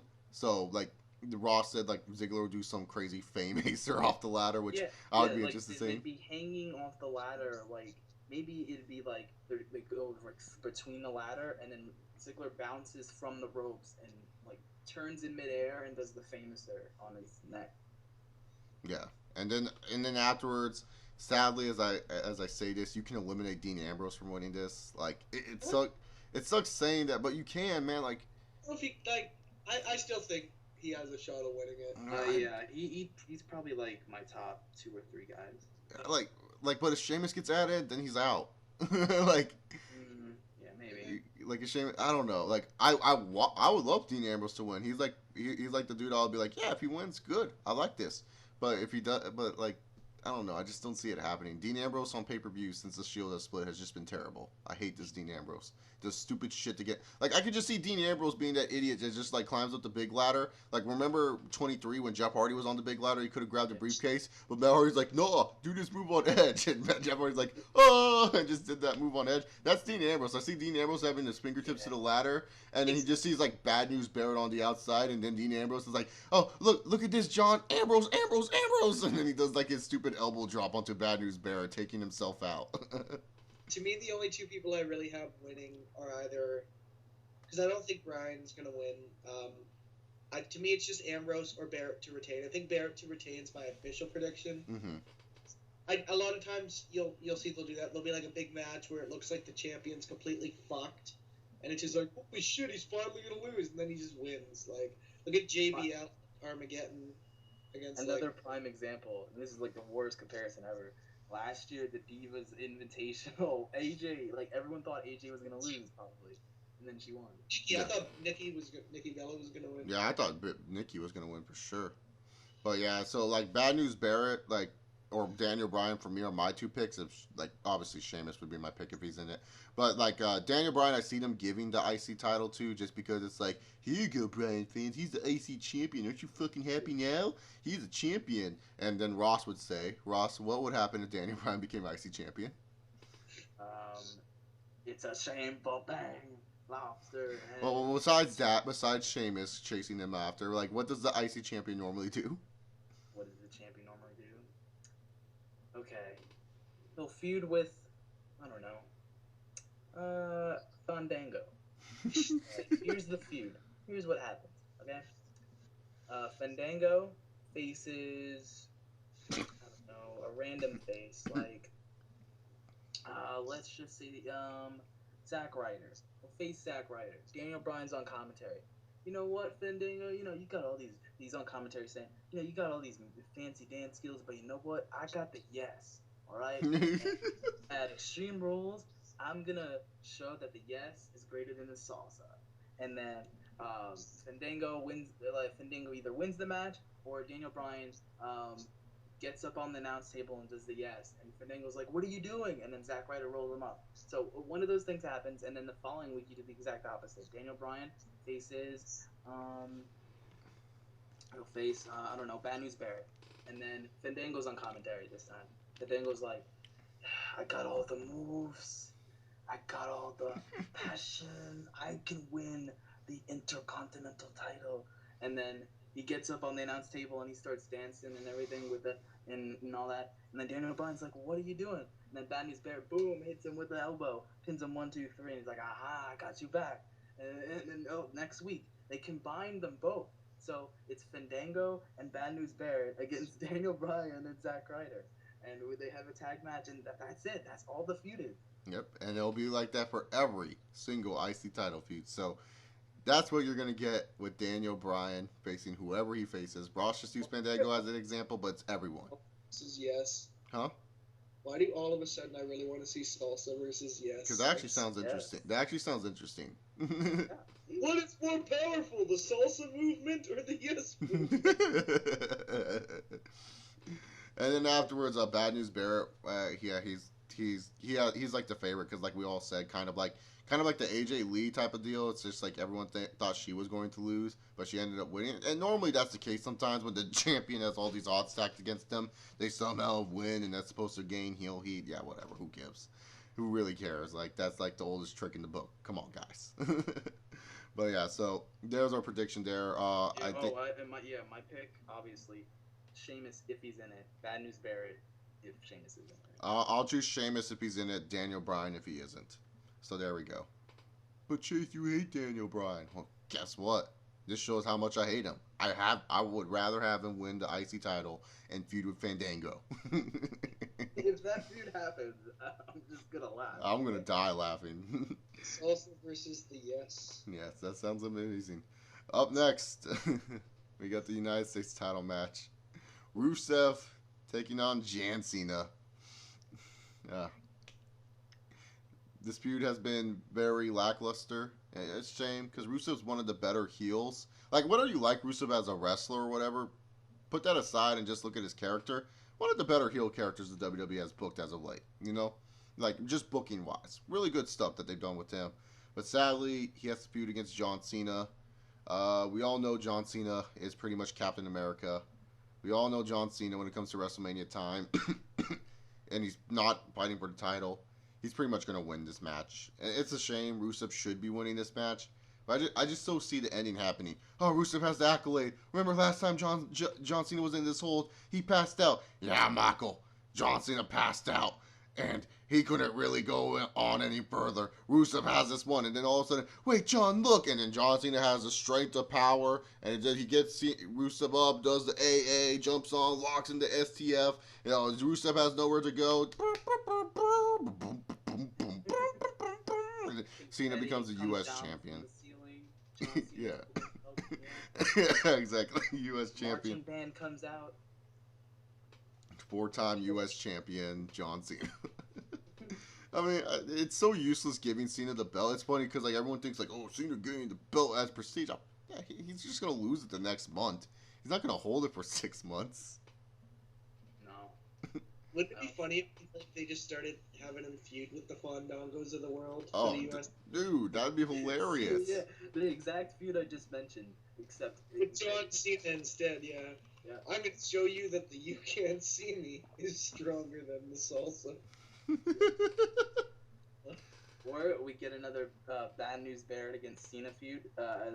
We get Nexus against WWE flashbacks. Yeah. I hate that feud so much. Oh, Even God. just thinking of it just makes me go, Fucking John. Like, Yo, Cena, I don't know if you remember, but you're either Nexus or you're against us. And then mini Nexus reforms, and it's like, and then they add some random fuck. That's exactly what they would do. Yeah, exactly. Yeah, no, but like I think Ross said in the last podcast, like John Cena could just easily just vacate the belt, be like, I don't want this. You know what? I already took the belt back, so you know what? I'll let everyone else fight for it because I'm John Cena, and I give everyone a chance. It's some battle royal the next night where Rusev could win it back, but some other guy wins it. Yeah, exactly. No. They put it in they put it in like a tournament or a battle royal, and then guess who wins the United States title? Axelmania. You remember the year after? Oh no, 23. After 23, when Cena and Michaels lost their titles to the Hardys, I could see them doing something just like that with Cena in the U.S. title. Oh, Like, yeah. won this for America. I won this for America. Yada yada. And then like Carlito comes out and fucking. That would be hilarious. I would be too down for that. Carly, flashback to 2004. Cena went through all these trials and tribulations, but guess what? Here comes Carlito. Remember when he stabbed him in the nightclub? That was Jesus, dude. Come on, get it right. Oh no, I meant Jesus. Yeah, I was gonna say Jesus. Yeah, Jesus stabbed him in the nightclub. Remember when Jesus stabbed him in the nightclub? I remember I wrote John Cena a get well letter on WWE.com.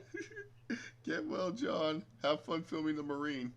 Oh yeah, for anyone that doesn't know why Lana isn't there, she's filming a WWE Studios movie with Edge. Yep.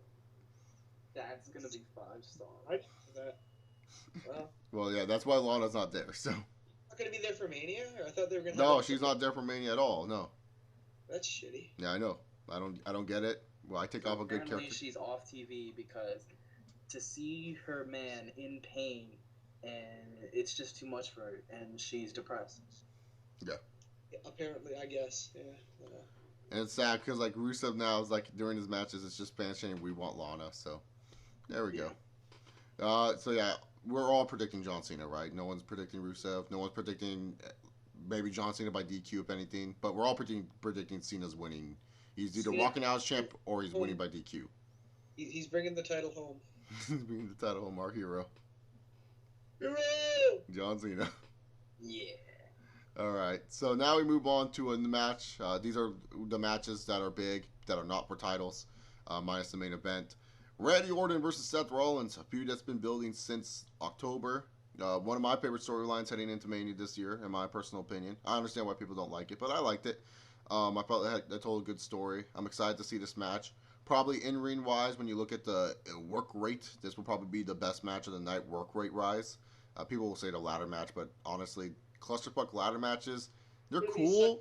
They're clusterfuck ladder matches are cool, but it's not. But it's like cool when there's like one big spot. Like some people like have this misconception that a ladder match should just be filled with spots, but it's always good when there's just that one spot you remember. Like at WrestleMania 2000, you remember Jeff Hardy hitting the swanton off that one ladder, threw Devon Dudley on the table. You know, WrestleMania 17. Yeah, there was a lot of spots, but what was the spot you remember the most? Edge spearing Jeff Hardy when he was holding on to the fucking titles, you know?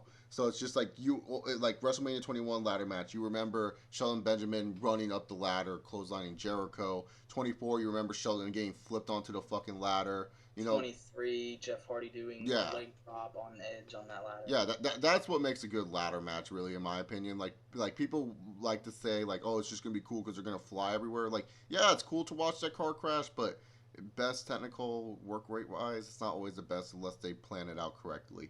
But Orton and Rollins, I think, is gonna be the best work rate match. Really looking forward to this match. Ace, what's your prediction for this one? Who's winning, Seth Rollins or Randall Keith Orton? So yeah, once again, I think you're right. This is probably going to be one of the better matches of the night, if not the best. As much as I'd want to say get behind Seth Rollins, there's no way Orton's losing this match. Sorry.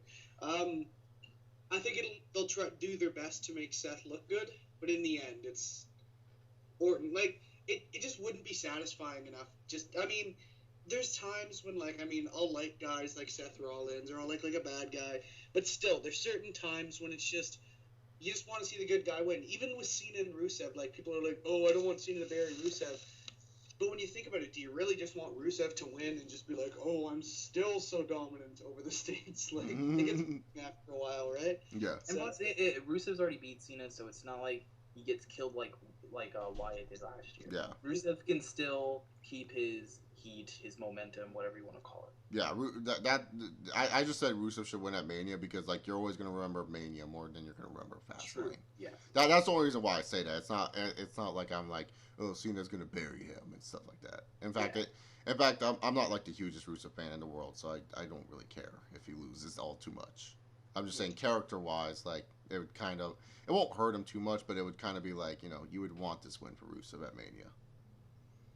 But Randy Orton and Rollins, I'm with you, Ace. Like, first off, no way in hell Seth Rollins is winning this match. I mean, Randy Orton at WrestleMania, like, Randy Orton put over Kane one point at WrestleMania 8. I'm pretty sure he still has that favorite card saying, hey, Vince, remember when I put over Kane? No, it's time for me to get a big win.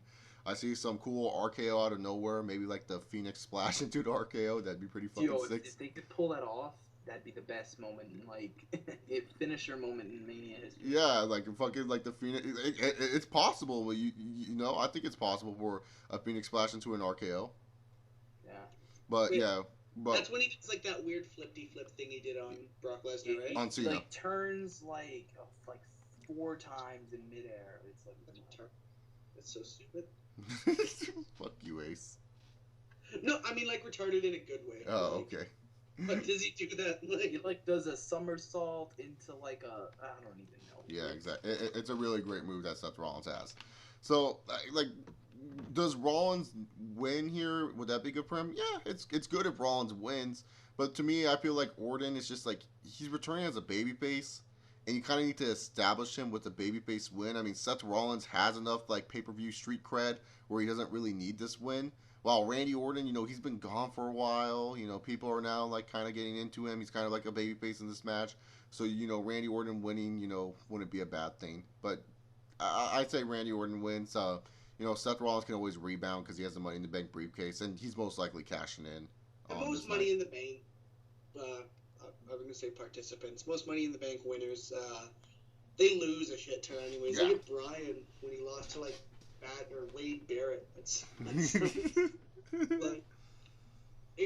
But Bryan lost to Sin Cara Negra.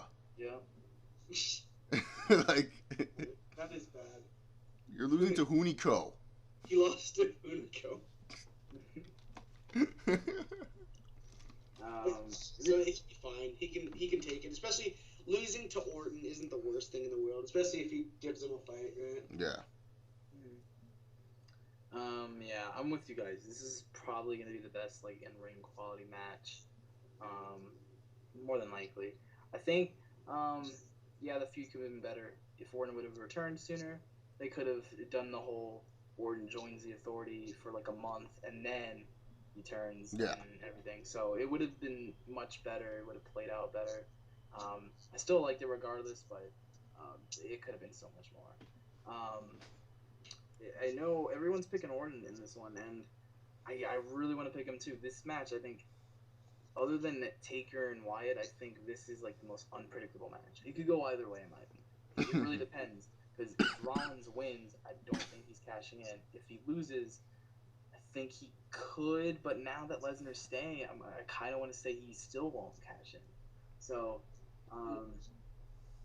it's interesting. I'm gonna go with Rollins still.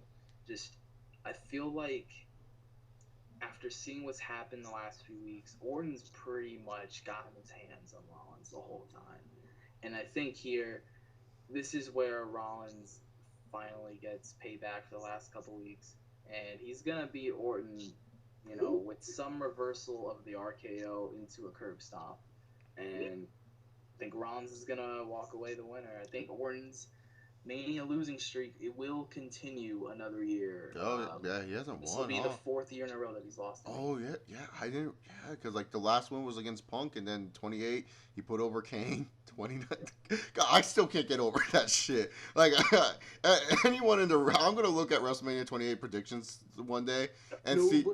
Kane. I could swear to God, nobody had Kane. Yes, fucking A, he put over Kane. 29, like, okay, he put over his Shield, that's fine. 30, he put over Daniel Bryan, that's fine. Still, putting over Kane, what the fuck? That was weird. God damn, man. But Cena would. If anything, Kane should have won the match at Extreme Rules, you know, in the Extreme Rules match or whatever it was, that Falls Count Anywhere. Yeah. Yeah, could have had Orton win at Mania and then Kane win. It was his birthday, for crying out loud. Yeah, it was Randy Orton's fucking birthday. God damn it. Yeah, so Randy Orton, and Ace and I have Randy Orton winning. Ross has Seth Rollins winning. Now it's time for the return of the dead man, as the Undertaker will return after his streak was broken, taking on the new face of fear, Bray Wyatt. I'm going to be honest here, people. I'm probably not going to watch this match. I'm going to be taking a poop, probably doing something more productive in my life. I have no interest in seeing this. And it's like, okay, I like, it's cool if you like the feud, that's fine. I just find Bray Wyatt such a lifeless and boring character. I feel the WWE has just ruined him. And it's not Bray Wyatt's fault. I'm not blaming Bray Wyatt whatsoever. I'm blaming the WWE. I mean, this guy had so much potential, and now it's just like, it's all gone. He just comes out and says the same fucking shit, talks about how he's going to dominate and all this other stuff, and then most of the time his character doesn't even dominate, but he just always says, like, oh, I'm going to win this match, and he doesn't win shit. Like, I just can't get behind the Bray Wyatt character. And it's just like with Undertaker coming back, it's like, really? This is what you're going to use him for, to face Bray Wyatt? Like, who is Bray Wyatt to the Undertaker? Like, seriously, who is this loser? I mean, Undertaker is a respected legend, and you're telling me he's coming back to face some dude that looks like a hobo. No, man, this is insulting to me, and especially insulting to me to think the fact that Bray Wyatt could beat The Undertaker. I get it, to try and play out the storyline. Undertaker's a shell of his former self. But fucking A, dog. Undertaker, this dude, I saw him beat Triple H twice. I saw him beat Shawn Michaels twice. I saw him beat, actually I saw him beat Triple H 3 times. You know, WWE did such a good job making me forget about that WrestleMania 17 match. I saw him beat Ric Flair. I saw him beat Batista, Edge, Mark Henry, Randy Orton, Jake the Snake, King Kong Bundy. The list can go on and on. I've seen Undertaker beat all these dudes, and you're telling me that Bray Wyatt could beat him? No, I can't believe that shit. I honestly cannot believe that shit. Can sit here and say, yep, Bray Wyatt has a great chance of beating The Undertaker. No, man, like, I just can't believe it whatsoever. So when it comes down to it, if I had a prediction, I'm just going to say Undertaker. You know, just because I want to see Taker win. And also, I don't think the WWE will do anything with Bray Wyatt. Because if Bray Wyatt wins this match, you have to make him world champion. No, bottom line, simple point. You have to make him world champion by this year. I don't give a fuck who you have playing. I don't care who you think deserves it more. If Bray Wyatt beats The Undertaker at this year's WrestleMania and gives Undertaker his back-to-back loss, he has to become the world champion some point this year. That's all I gotta say. For me, it's like it would have meant so much more if there was the streak on the line, and like I mean, I feel like the win would still do good for Bray Wyatt, but it just won't do as good as if the streak was on the line. And like, it just sucks that it's a year late. And plus, like, I mean, Wyatt could probably handle a Taker loss, but I don't know if Taker could handle a Wyatt loss, because then, yeah, like you said, if Taker loses 2 years in a row, it's like, well, shit, you might as well just be done. And I don't know. And to me, the feud's been kind of lackluster. Like, I mean, I guess it's been kind of cool. Like, ooh, look at the lightning. Oh. But, like, to me, it's just been kind of lackluster. And I think it kind of hurts. Like, it's kind of cool not seeing Taker, because it gives you kind of, like, time to be like, oh, well, shit, we still haven't seen Taker since last year. But at the same time, it's like, it kind of hurts the feud, him not being there, just because, like, it's just Wyatt. And it's like, I don't know, you can only hear Wyatt ramble on for so long before it's just like, man, what's he even saying? So, like Ross said, the cool thing about this match is that it could go either way, and I'm kind of excited to see what they do with it. But it's just like, either, like I remember I said this in the last time too, like either Wyatt beats a guy who just lost and hasn't wrestled for a year, or he loses to a guy who just lost and hasn't wrestled in a year. Like, so, it's tough. I think for an official prediction, I kind of want to say Wyatt. I'm going to say Wyatt. All right, Ross, what about you? I like this match a lot. And not because of really in-ring quality necessarily. Even though I think as a whole for in-ring kind of match, I think it'll be fine because I don't think Wyatt is a roughhouse like Lesnar. He's not going to pop his head and give Taker concussion. Okay, it's not going to happen. So I think it'll be fine from the in-ring. It won't be the best, but what will really, bring this match to life is the story. I think it's going to have great storytelling. Because both these guys know how to tell a good story, especially Wyatt. Wyatt, he's just known for that storytelling type. So it'll be great, at least from that aspect. I like the unpredictability of it because, I like both of you said, with Taker losing the streak, yeah, okay. Would Wyatt winning, as a match that would break the streak, would it mean more that way? Yes. But I think Wyatt still beating Taker at Mania holds a lot of weight. Yeah, it's weird picturing Taker losing twice in a row, and I had the same feelings last year. It's hard picturing Taker losing at all. But now that he's lost once, I feel like losing again won't hurt him at all because he went 21 years without losing. Losing 2 in a row isn't that big of a deal to me. Then they could even do I was just thinking now, they could even do like a losing streak for WrestleMania. That'd be kind of weird. That'd be weird. Undertaker just shows up to lose now. Well, no, but think about it, and then like 1 year you could have him go out with a win, like he finally gets his redemption or something, and then he retires, right? Yeah, like for me, I have no problem with Bray Wyatt winning this match. Like I have no problem with that. It's just that it's WWE's track record with this dude that makes me realize, like, even if he does win, it's not like he's set in stone, like, oh, yeah, Bray Wyatt wins this match, he's going to go to the moon. It's like, no, if Bray Wyatt wins this match, he's probably going to go be feuding with, like, Curtis Axel after this or something like that, Like, that's that's my problem. It's just that Bray Wyatt's track record with the WWE is not really that strong. I'm kind of upset because I was so excited, like, during the Cena-Wyatt feud, like... Oh, this is my legacy. It definitely depends on the follow-up. Wyatt, I think he gets hurt a lot if he loses this match because you built him up all this way, and you're just going to have him lose. See, that's the thing. This match is such a lose-lose because it's like, here's a character in The Undertaker that people respect and love, and he loses. It's kind of like, yeah, Undertaker's legacy isn't ruined, but kind of like hurts the WrestleMania legacy a little bit because like I named all these dudes that are legends that couldn't beat this guy, and you're telling me the former Husky Harris can beat this Triple H fuck? fought him 3 times and couldn't win. Yeah, fucking Triple H, the game could not beat this guy, but Husky Harris can? Like Bray Wyatt can't? Like no, this world does not make sense to me. Like that would not make any sense, and I know wrestling's not supposed to make sense most of the time, but shit, man, when it comes to WrestleMania, those are things that I look back at. Like seriously, if I look back on this and I say, okay, Brock Lesnar beat him, that's understandable. But like, let's just say Bray Wyatt doesn't turn out well if he beats him, and then he ends up getting future endeavor. You're gonna look back and be like, Bray Wyatt beat the Undertaker? Like, you know what I'm saying? Like that's the problem with this match. It's just like whoever wins, I don't think benefits from this match whatsoever. Taker wins, it's like, oh fucking hey, he buried a young talent. What the hell? But if Wyatt wins, it's like, oh. I don't know how you look at Undertaker's legacy now. It's like it's really hard to look at his WrestleMania legacy. Like you said, if Wyatt goes on to win the World Championship, it's like, okay, well, Undertaker passed the. That will be fine. Like if Wyatt wins, I'll literally say in my review, I'll have to wait and see. I'm not gonna sit here and bitch about it or anything or cry because I have to wait and see what they do with Bray Wyatt.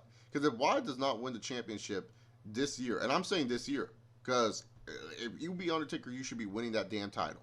I'm just saying, you should be winning that title. The company is telling you, hey, we believe in you, and you should become champion. I mean, either this year or WrestleMania 32. Okay, I'll extend it to WrestleMania 32. If he doesn't win the title by WrestleMania 32, then why the fuck did he beat the Undertaker? Like that's what I'm saying. Like if Bray Wyatt wins this match and he does not become a world champion out of it, it would be the dumbest thing I've ever seen. And I'm not going to be patient with this one. I'm not going to say like, oh fucking A, like if he wins the title at WrestleMania 34, will that Taker one pay off? No, because then Wyatt would have been doing some random shit that I didn't really care about, through that. So then the next year, from 31 to 32, if Wyatt wins this match, you have to make him a world champion at some point, and you have to make his world title reign a monster reign where your babyface can fucking end it, like a Seth Rollins or a Daniel Bryan, a Dean Ambrose, or a fucking Roman Reigns if you want him to main event again. You have to do that with Bray Wyatt.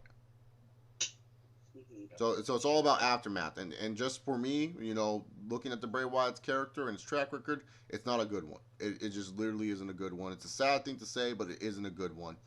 But official prediction, I'm saying Wyatt. Yeah. Okay. So I'm the only one. This is definitely the most unpredictable match. And yeah. One other thing, I think since a lot of people remember last year's match 30, how, I rewatched it again in, live. I thought it was awful. But watching it on tape, I just think it's an average match. And I think the reason a lot of people said it was awful is because in comparison to all the other matches that Taker has in Mania, it's nowhere close. So I said this was going to be. I understand why people would think it's awful. I called it like when I was watching with my friends. I told them this was going to be the worst match of the night. I was saying that even in my predictions, this match is going to be terrible. You're going to ask Brock Lesnar to try to carry Undertaker? Like what the fuck? That makes no sense. In comparison to the 30 match, people said it was awful. People are totally expecting this to stink. So that's why I'm saying this is the sleeper match of the night. And I think when it's all said and done, this could be. My sleeper match is Rusev and Cena. I think Rusev and Cena can actually be really good. Okay. I think because like the Fastlane match I really liked between Rusev and Cena before Cena got kicked in the nuts. That was the dumbest thing I've ever seen. But I think minus like a John Cena stupid like finish, Rusev and Cena could actually be pretty good. Where people are like, you know what, that wasn't that bad. But so then afterwards we got the debut of an icon, or vigilante, which is stupid. I hate that name so much. Vigilante, such a dumb name. I'm sure Justin is rolling over in his bed right now while he's sleeping. Yes, JD Venom. Shout out to JD Venom. Follow him on Twitch. Twitch.tv/JD Venom or his YouTube channel /JD Venom. Hey, Justin, we missed you. Get your ass on Skype. Anyways, enough plugs for our friend JD Venom. Sting versus Triple H, the Game, the King of Kings, the Cerebral Assassin, whatever the fuck you want to call him. This match to me will be the match the crowd's most invested in. Triple H plays such a great fucking heel. Like, he knows how to play heel in all these situations. We're going to get a lot of over-the-top moments. We're going to get a lot of fun, fuzzy feeling moments. It's just going to be great. I think this one will definitely be the one where it's going to be kind of like the match of the night type of deal, where it's like Orton and Rollins, okay, that was the best work match. But overall, when you're looking for a wrestling match and storytelling and shit, this will be the best match. Yeah. And, like, we can all say it. Like, Triple H when you look at his WrestleMania record, Triple H has a losing WrestleMania record. Like, Triple H buries the fuck out of people. No one will deny it. Triple H has buried so many fucking talent. But when you look at Triple H's WrestleMania record, it's really a fucking shitty one. It's not one that you would expect. So when it comes down to it, I would have to say Sting is going to win easily this match. There's no really big prediction. I just hope this match delivers really, really well and does a really, really good job like I think it would be. I can't wait to see Sting's entrance at WrestleMania. I think that alone is just going to be awesome. I can't wait for the little stare down between these two. That's going to be fucking awesome. This is not my favorite feud of all time. Like, this is not the ideal Sting feud that I would think of when I think of Sting finally wrestling in the WWE. But this is a good introductory feud for Sting. I like this feud. I think the build-up has been nice. For anyone who didn't watch Sting in WCW, this is kind of like a vanilla light feud of what he did with the NWO. So, yeah, Sting's going to win. No doubt about it. For me, like, I'm really looking forward to this match. And even though this match probably would have been a lot better, 15 years ago, I still think it's going to be awesome. Like you said, it's not going to be the best worked match, or it's not going to be the most athletic, but it's going to be so much fun and exciting. Sting's first match in the WWE, think about it. One of the most famous guys, and he's never wrestled in WWE, and now he's finally going to. So this will be awesome. Yeah, that's my hope. It's just I hope it's not like they're just sucking wind, and I really hope Sting doesn't wrestle in his T-shirt. Yeah, Sting has to wrestle with some type of thing on his torso. Do the padded thing that he used to have in WCW, the singlet or whatever. And so, but yeah, there's no way Sting. I don't think Sting's gonna lose here, because especially if they're gonna keep him going, and even if I don't know if he's fighting Undertaker, but whoever else he fights, I'm sure it's not gonna be his only match. It might be, but I'm sure he's gonna wrestle again. So. Sting, I got Sting. What about you, Russ? Yeah, Sting, 100%. 2,000%. Triple H, he's at the stage of his career where he's like Vince, and Vince always lost at WrestleMania, and now that Triple H is in that similar role where he's in charge, he's going to lose pretty much every single year. So, I just don't see Triple H winning at all, and I could really see this match, it's definitely not going to be the best in-ring, because Sting, he can't move around like that anymore. But I think he's in better shape than he was in years past. So I think he'll do a little bit more than you're used to seeing in the recent years. I think he's gonna be motivated to make this match that something that he can look back on as one of his finest moments of his career. Yeah. He'll be proud of it. Oh, so Sting will really put forward effort. I feel like. Yeah, he's really try, and Triple H is the best guy to work with, because Triple H, he knows how to work a lot of styles, and he's just a great heel. So he'll bring out the best in Sting. People want to insult Triple H a lot, say Triple H is just it's true. Triple H is not really the marquee dude, the guy that didn't make a lot of money. He was never really that successful as a professional wrestler, name value, money wise. But when it comes down to name value, and if you ask a lot of people who their favorite wrestler is, even people who don't watch wrestling anymore, everyone says Triple H was their favorite dude. Triple H is one of my favorites of all time. I love Triple H. Triple H is fucking awesome. I love this dude. He was the only time I hate Triple H is 2002 through 2006. That's the only time I hate him, because he was such a dick back then. But other than that, a little rough spot. Triple H is one of my favorites. So it's I get it. A lot of people don't really like Triple H and how he works sometimes, and they want to try to insult him and stuff. But one thing for sure is Triple H is probably one of the best in-ring generals you will ever see. And he, like you said, Ross, he can work multiple different styles. I mean, seriously, with Daniel Bryan and Triple H, I didn't think that match was going to be that fucking good. I knew it was going to be good, but I didn't think I would be saying for that whole year, for WWE wise, that would be the WWE's match of the year. I said that was WWE's match of the year the whole way throughout the year. And yeah, there were some great matches with the Shield versus the Wyatt and the Shield versus Evolution. There were a lot of great matches, but Triple H and Daniel Bryan to me was still my match of the year last year for WWE. And that agrees with anything that went on with the NXT. Sami Zayn and Adrian Neville was great, but Triple H and Daniel Bryan, WWE wise for me, was the match of the year. And like that's how good Triple H is. Like you can look at the years in wrestling, and you know Triple H matches. You will say like at least Triple H had one of the top 5 best matches that year. Mm-hmm. Like if you look at Triple H's resume, I think the only time you can really say he didn't really have a top 5 match was probably like the years when he was facing Lesnar, because like I don't think like any of his Lesnar matches were good. I didn't think. Yeah. I think 20 is like the best he was going to get out. 29 was the best he was going to get out of Lesnar. Maybe. I still think that the SummerSlam match is underrated a little bit. I thought that was just so slow. The little things like with the diverticulitis, selling and everything. Well, what I hated was the stupid Triple H standing ovation at the end. Like Triple H is like, yeah, we love you, Triple H. Oh God. But yeah, nobody really like bought into it too much. Yeah, exactly. Triple H though, definitely like really good worker. I know a lot of people like hate him and stuff and say he's not, but like seriously, when you look back at it WWE wise, he's really good at what he does, and that's why I appreciate and love Triple H as an in-ring performer. Like I don't hate Triple H at all. I think he's great. Like I can get annoyed with him sometimes, and I can think he's just too much of an egomaniac and shit. But at the end of the day, the dude can go. And that's all I gotta really say. He is God. Yeah, he is God. You kind of gotta respect his ego. Yeah, I love his ego. Dude, I wish I had Triple H's ego, dog. Like I tell Ace this all the time.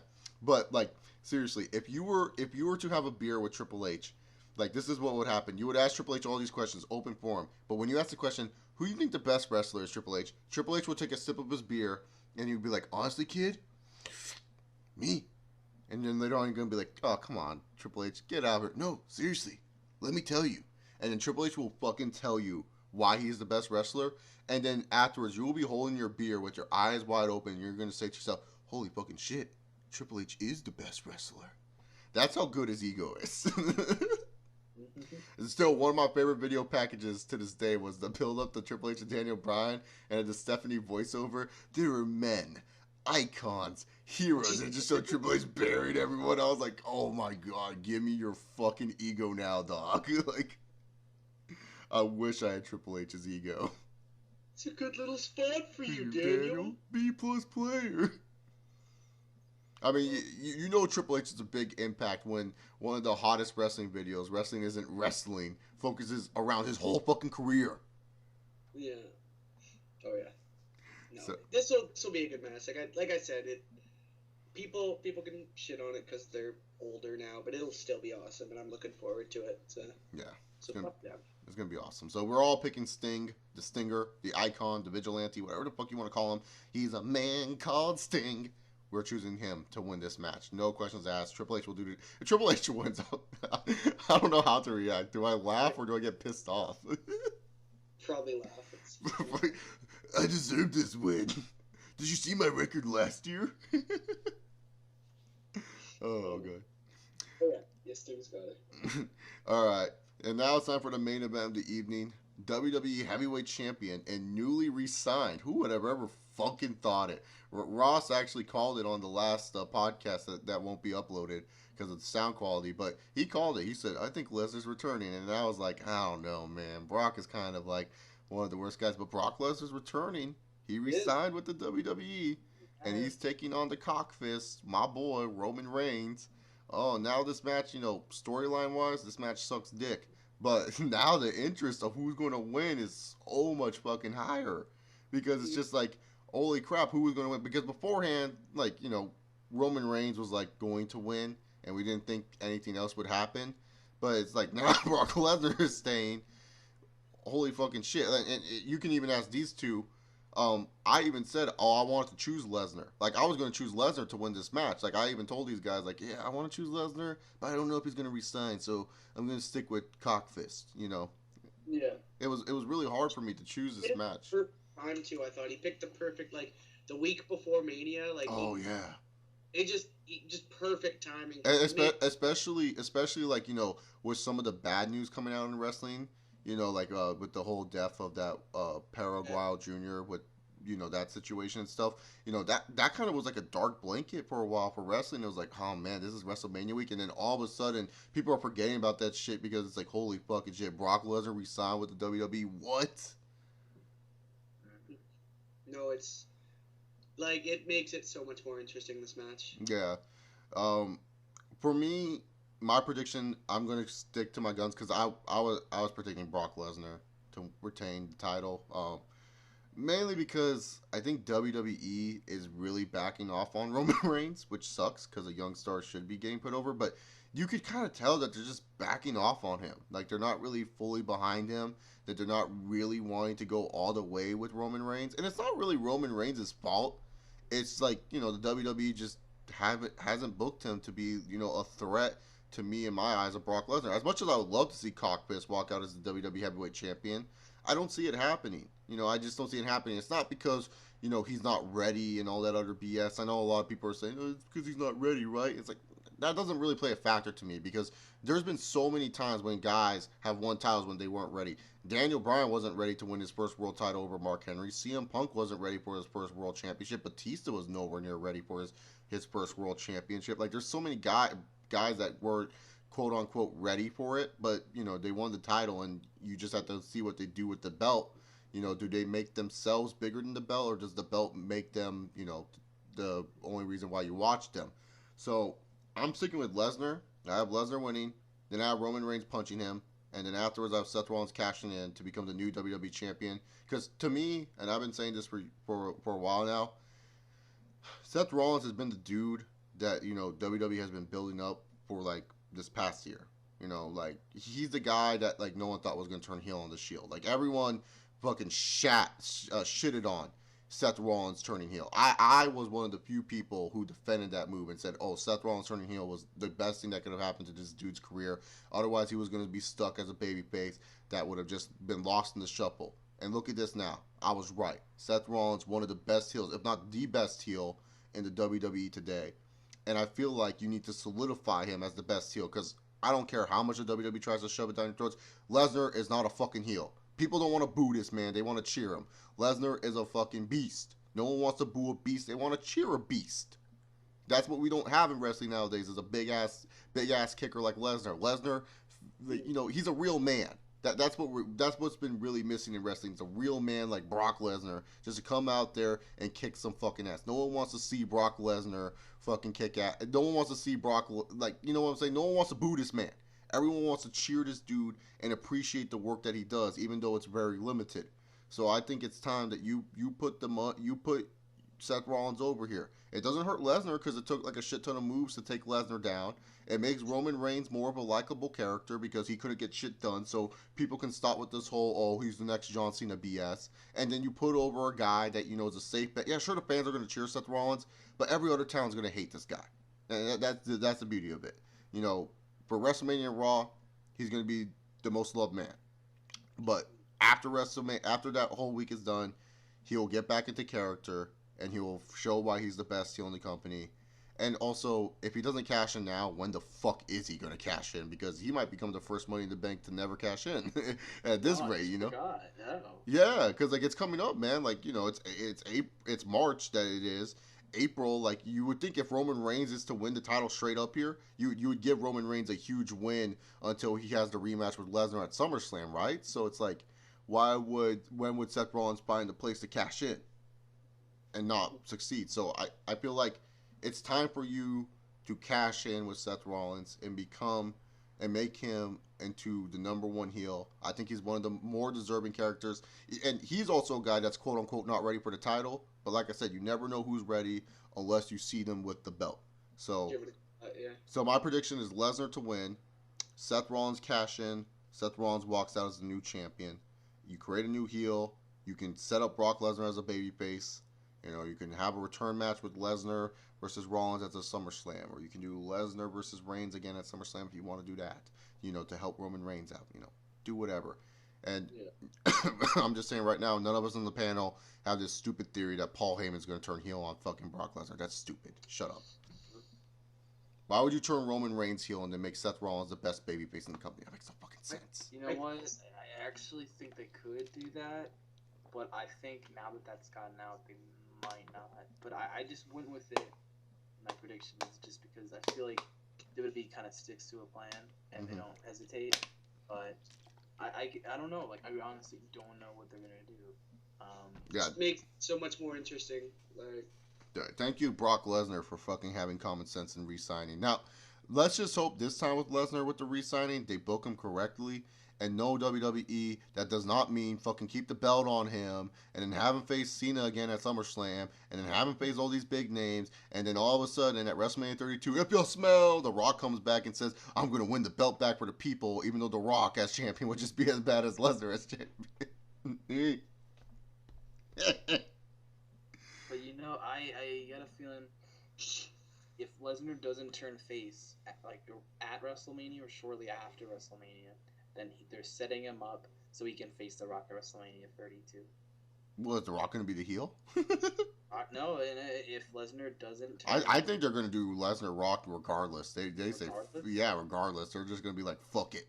Book it. We're going to try to make Lesnar the heel over The Rock. You know how terrible that match would be? I don't think that'd be as good as people are. the Rock would be gassed like the first 5 minutes. I love The Rock, man. The Rock is one of the best you will see in his prime. But bulked up Rock, has he really had a good match? The only one I'd say maybe is 28, but it felt special more than anything. Yeah. Like, bulked up Rock is not really the best worker. Bulked up Rock isn't. Yeah, Rock was definitely gassed during 28. No, he was gassed in all the matches. He gets injured, too. Yeah, he got injured at 29, right? Yeah, so WWE, please, like, I'm sorry, like, if I don't think it would help if Lesnar's champion for another year, you know? Oh, no. Yeah. But that means the U.S. and IC... shut up. No, it doesn't. Yeah. That was your little fan theory of a fucking year ago, and guess what happened? Like imagine the US or IC main eventing a pay-per-view. Like, no. Not at all. Reigns has to win this match, still. You can do it in a number of ways, and I'm tired of people who are like, oh, Lesnar took all these curb stomps and AAs, and he still, shut up about that, okay? You get built up to a certain point, all right? It's like anything, like comic books, TV shows. You get built up to a certain point, and then boom. An unexpected force comes out of nowhere and just takes you out. Yep. And that's what they failed to do with this build-up, is to make Roman Reigns like an unexpected force. They kind of like just felt like, hey, Roman Reigns, you know what you were doing last year? Do that again this year. It's like, no, like, you have to make Roman Reigns seem like he's preparing harder than Lesnar and make it seem like he's actually, like, going to beat the fuck out of this dude. Like, they didn't do any of that with Roman Reigns. Yeah, we hopefully they save it for Mania, and we get an unexpected surprise where we see a video package of Roman Reigns training and saying, he says, I can, I will, okay? Well, show him training hard, like a Triple H would, or whomever, like The Rock, whomever. Show him training and showing that he's really determined to beat Brock Lesnar. Mm-hmm. Yeah, I think they just done a really bad job with building Roman Reigns to really, like, I like the dude. I don't hate Roman Reigns. I hope everyone knows I don't hate this guy. I wish him the best of luck in the world. I think my official prediction for the match is, I kind of like what you said with Lesnar retaining, and I don't know if Lesnar retains clean. I mean, he did just beat the Undertaker. They'll do something. He just beat the Undertaker, yeah. But I do see like him winning, and then Reigns dropping him, and then Reigns is the reason that his former Shield brother cashed in Money in the Bank. And then all along it was the Shield. They were a part of this whole plan, and oh my God, it'd be great. No, I didn't mean like that. Ironically enough, Roman Reigns was the one that, like, through his hatred for Lesnar, punching him out, whatever, he was the reason that... Yeah, I know. And then later on, Seth Rollins would be like, thanks for the assist again, Roman, like in the heelish way possible. And it would make people want to see Reigns get his hands on Rollins and finally beat him. Yeah. Like a continuation of the feud that should have that was supposed to happen at Night of Champions, but it never did. How funny would that be though? It's like Roman Reigns drops it. It drops Lesnar. Seth Rollins kind of like hits him with the briefcase, and then all of a sudden Seth Rollins about to cash in. Dean Ambrose comes out with the icy belt, and then afterwards, like he stares down Seth. Seth's acting all scared. Roman rolls into the ring. It's like, oh, it's 2-on-1. Seth is not gonna cash in, and then all of a sudden they just go to the middle of the ring, do the shield fucking dap, and then they set up the triple powerbomb on Lesnar. And then be like, yeah, this was the plan all along, boys. Way to act it up, guys. Seth, that was such a genius. Hell in a Cell, we fooled those fuckers all the way. I gotta admit, guys, when you said I could win the Royal Rumble, I didn't believe you, but I did. Man, Ambrose, we just told you to do whatever the fuck you wanted. It didn't matter. See, I was dominating the mid-card. Hey guys, thanks for paying that vacation. Hernia injury. You know what the sad thing is? That sounds actually more interesting than anything. That actually sounds pretty sick. I know it sounds stupid to most people, but that'd be hilarious if that happened. It wouldn't happen, but like, in general, from a match perspective, I think everyone's expecting this to be shit. And I think it's a little unfair. I think now that Lesnar has officially stated, hey, I'm coming back, this is what I love to do. Alright? I think he'll cut some promo. I think it'll do something good here. I don't think it'll be the best main event in Mania history, but I think it'll be good. Maybe a little better. We'll see. But yeah, in closing, I'll say I like what you said, Chase. I think Lesnar will win. Or you could even have Reigns win and then Rollins cashes in. But either way, Rollins is walking out with the title. Yeah, I think you have to have Seth Rollins walk out with the title here, just because like you've just been building him for so fucking long. You kind of have to do it. And this is not me saying this. Keep in mind, people. I at one point hated Seth Rollins. I said Tyler Black, fuck him. I was like, get your black ass out. I used to hate Tyler Black. And now I'm like, I like this dude, and I feel like he deserves it. This is not me being like some ROH fanboy saying like, oh, you should win it. No, it's just booking sense. Like, he's been a character that you've been developing since freaking June last year. You need heels in this company. He does a good job being a heel, because most of the time when indie dudes become heels, it doesn't work out because fans still cheer them. Like, look at Dolph Ziggler and all his stupid heel runs. No, like, either he got no reaction, or, like, you would go to a Smart Mark town and the fans would cheer the fuck out of him. Like, Seth Rollins, even when Smart Mark towns, he gets booed out of the damn building. That's the only other guy that worked as a heel from the Indies was CM Punk. And look at how that worked out. It didn't really work out at all. Well, Straight Edge Society Punk did, but I'm talking about, like, but I'm talking about, like, when he was at top, you know, WWE champion Punk. Like, he wasn't really doing that great. Fans were like behind him still. So that's the thing. It's like, you know, Seth Rollins, you know, he just has this good ability. He's a great heel, in my opinion. And, you know, he's not the best heel of all time, but in today's era of WWE PG wrestling, he's great. He's doing a great job, and I just feel he deserves to win the championship. So this is not. I can't argue that. But Reigns is also, like, Reigns can win it too. I have no problem with that. Like, let me just say this: when it comes to favorite wrestlers, I like all the Shield dudes. I don't have a particular favorite Shield member. Each of them are equal to me in my heart. I like what all of them can do to the table, and I wish them all success. Which I don't understand why half of you guys are like, oh, I hate Reigns now. Like, you love them in the Shield. Just support him. Just be happy that the Shield dudes are doing well. Most of the time when factions like this break up, it's like none of the Shields, like only one person succeeds and the other two just fall on the wayside. Like, at least they're all doing something. Yeah, like Dean Ambrose is not doing the most glamorous stuff in the world, but at least he's still relevant on television. I think Ambrose will be one of those types that maybe a year or two later he'll start to rise again, because people will have enough of him, you know, doing nothing. Yeah. Exactly. Yeah, so like, so at the end honestly, I really don't care who wins this match, honestly, but if I have to pick, I would prefer Reigns to win the title. Then Rollins would be my second choice to cash in. And then third, Lesnar, just because you've built up Lesnar to a point where he should lose. Yeah. Especially if you're going to go on a face run with him after. Yeah, because then you could have it where Seth Rollins, keeps eating away. Like, he keeps getting these wins. He keeps like creeping away, and then all of a sudden at SummerSlam, it's just like Seth Rollins, this is who you're gonna face, and then Lesnar's fucking music. Could you imagine that fucking pop in Seth Rollins' fucking face? And it's like you could just have the promo material right there. Like, you didn't beat Brock Lesnar at Brock Lesnar's best. You had to cash in a briefcase to make sure you could beat Brock Lesnar, like the coward you are, and stuff like that. And then you could do Seth and Brock, and you could have it where Seth wins in a clean way, make it strong. I don't know, just ideas, people. But anyways, that's it. That's WrestleMania 31.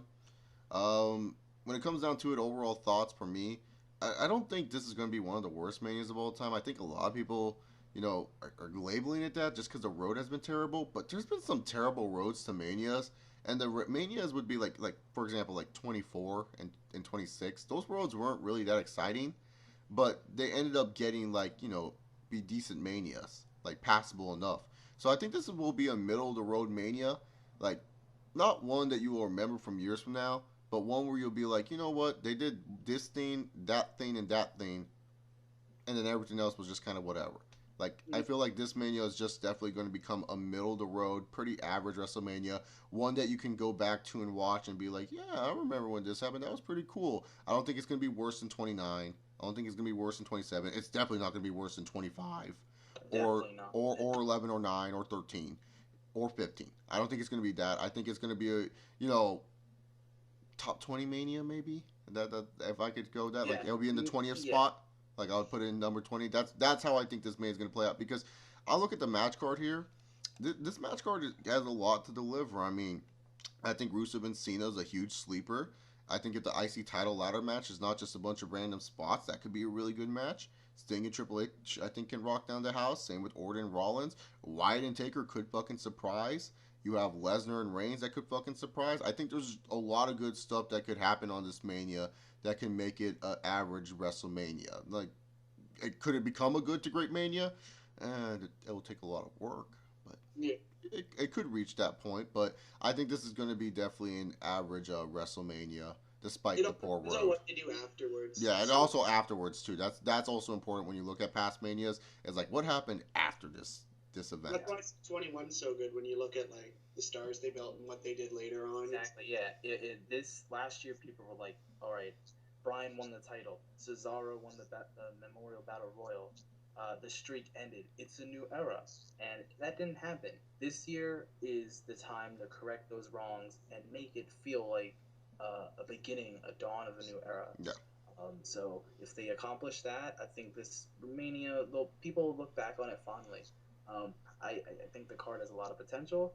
I think it looks like it's going to be a fun show. Like you guys said, it looks like one of those shows that you can go back and watch and have a good time.